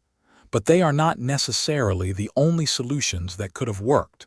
Alternative biochemistries, different genetic codes, and radically different approaches to cellular organization might have supported equally complex and successful forms of life. The molecular machinery that evolved during the Cambrian, the proteins that build shells, the enzymes that process energy, the neurotransmitters that enable communication, represents a tiny fraction of the chemical possibilities available to living systems. Evolution explored only a minuscule portion of the vast space of possible molecules. Yet this small sample was sufficient to generate the extraordinary diversity of Cambrian life. The ecological relationships that emerged during this period also represent just one set of possible interactions among the countless ways that organisms might relate to each other and their environment. The predator-prey dynamics, competitive relationships, and symbiotic partnerships that characterize modern ecosystems all trace their origins to Cambrian innovations. But they are not the only ways that complex ecological communities could have been organized. We can imagine alternative histories, where cooperation rather than competition became the dominant organizing principle of ecosystems, where different approaches to energy flow and nutrient cycling emerged, where entirely different types of ecological roles and relationships evolved. The Garden of Forking Paths includes not just different morphological possibilities, but different ecological and behavioral possibilities as well. The sensory worlds that opened up during the Cambrian represent another dimension of this vast possibility space. The compound eyes that gave trilobites their first clear view of ancient seas were just one solution to the challenge of visual perception. Alternative approaches to light detection, different types of photoreceptors, different optical arrangements, different neural processing strategies might have led to completely different ways of experiencing and interpreting visual information. The same is true for all the other senses that evolved during this period. The chemical detection systems that allowed animals to smell and taste their environment, the mechanoreceptors that enabled touch and hearing, the proprioceptive systems that provided awareness of body position and movement, all of these represent particular solutions to sensory challenges. But they are not the only possible solutions. Had evolution taken different paths, we might have inherited entirely different sensory capabilities. Magnetic field detection might have become as common as vision. Electrical sensing might have evolved as a primary sensory modality. Echolocation might have appeared much earlier in evolutionary history. The sensory world we inhabit as humans dominated by vision, hearing, and touch reflects the particular evolutionary path that led from Cambrian innovations to modern mammals, but it represents just one small corner of the vast space of possible sensory experiences. The cognitive capabilities that began to emerge during the Cambrian also represent particular solutions to the challenges of information processing and behavioral coordination. The neural architectures, learning mechanisms, and memory systems that evolved during this period establish patterns that continue to influence how all animals think and behave, but they too represent just one set of possibilities among countless alternatives. We can imagine different approaches to neural organization that might have led to forms of intelligence quite unlike anything we recognize today. Distributed processing systems that operated more like networks than hierarchical structures. Quantum computational mechanisms that processed information in fundamentally different ways. Collective intelligence systems that emerged from the interactions of many simple units, rather than the complexity of individual brains. The social innovations that began during the Cambrian, the first experiments with group coordination, communication, and cooperative behavior, opened pathways that would eventually lead to the complex societies of insects, the cooperative hunting strategies of vertebrates, and ultimately the extraordinary social complexity of human civilization. But these too represent just one set of solutions to the challenges of group living. Alternative forms of social organization based on different types of communication, different approaches to resource sharing, different methods of coordinating group activities might have led to entirely different types of societies and cultures. The path from Cambrian group behaviors to human civilization involved countless contingent choices and chance events that could have unfolded differently at any point. Even the basic chemistry of life that was established during the Cambrian represents a tiny fraction of the possible biochemistries that might support complex, organized systems. The carbon-based chemistry, water-based solutions, and protein-based catalysis that characterize all known life forms represent one particular solution to the challenges of building self-organizing, self-replicating systems. Alternative chemistries based on silicon, ammonia, sulfur, or other elements might have supported equally complex and sophisticated forms of organization.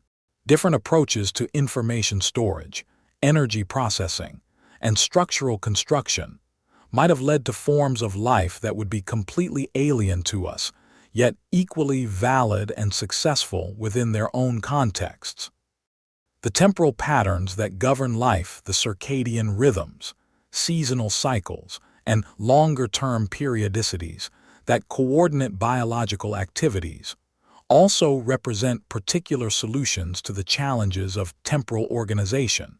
Alternative approaches to biological timing, based on different environmental cues or internal mechanisms, might have led to completely different relationships between living systems and the flow of time. As we contemplate this garden of forking paths, we begin to understand that the Cambrian explosion was not just the origin of the particular forms of life that we see today, but the establishment of one particular trajectory through an infinite landscape of possibilities. Every innovation that succeeded closed off countless alternatives that might have been equally viable or even superior under different circumstances. This perspective should fill us with both humility and wonder. Humility because we recognize that our own existence indeed, the entire trajectory of evolution that led to conscious beings capable of contemplating their own origins, was not inevitable but contingent upon countless chance events and environmental circumstances that could have unfolded differently. Wonder because we glimpse something of the vast creative potential that lies within the universe itself, the recognition that the forms of complexity, beauty, and organization that we see around us represent just the tiniest sample of what might be possible. The garden of forking paths extends infinitely in all directions, and we have explored only the smallest corner of its vast expanse. The Cambrian explosion reminds us that creativity and innovation are not human inventions but fundamental properties of the universe itself.